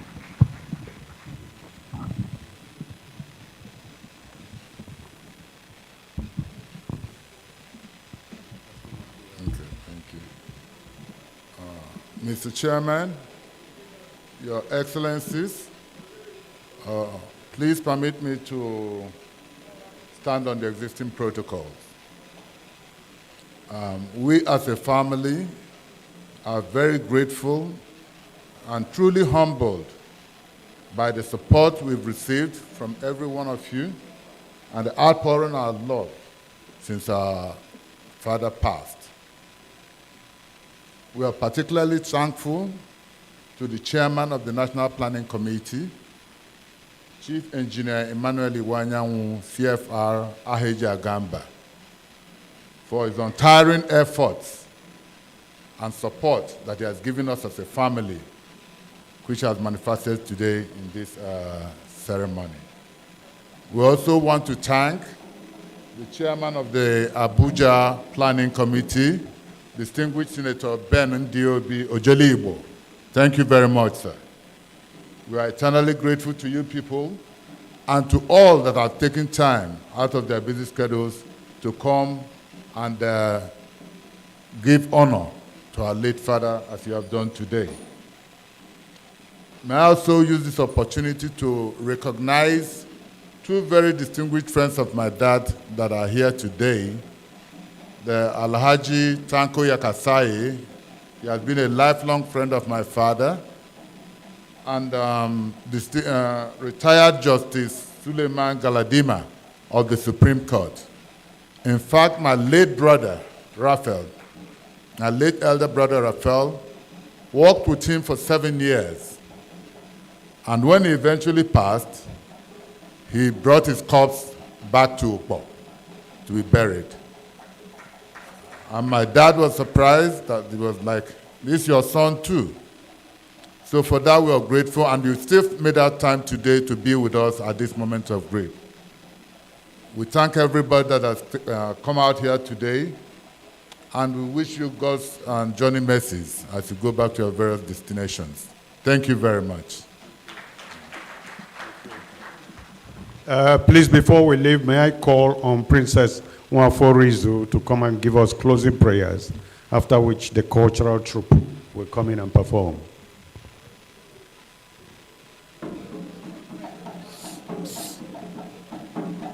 Close the door.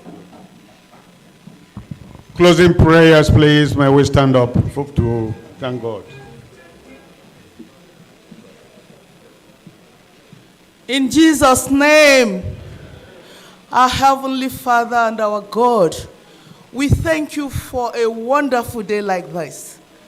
We thank you for giving us opportunity to honor our brother, our father, a patriot, and we give him glory. We've given you honor for all you've done today. Father, we ask you, O Lord, to please accept his soul, and may his soul rest in perfect peace. Heavenly Father, the family we bring to you right now, please take control. May this death bond the children. May this death bring peace to the family. May this death bring progress to the family. May we find another Mbazulike Amechi in that family, so that the Igbo people will enjoy him, enjoy his presence, his passing away, so that Nigerians will also benefit from his existence. This we ask in Jesus' mighty name we pray. As we are going home, O Lord, take all of us to our destinations safely. In Jesus' mighty name we pray. Thank you, Lord. Thank you, Abba Father. May his name be glorified in Jesus' name. So I thank all of you for being very, very patient and law-abiding. May we now bring in the cultural troupe.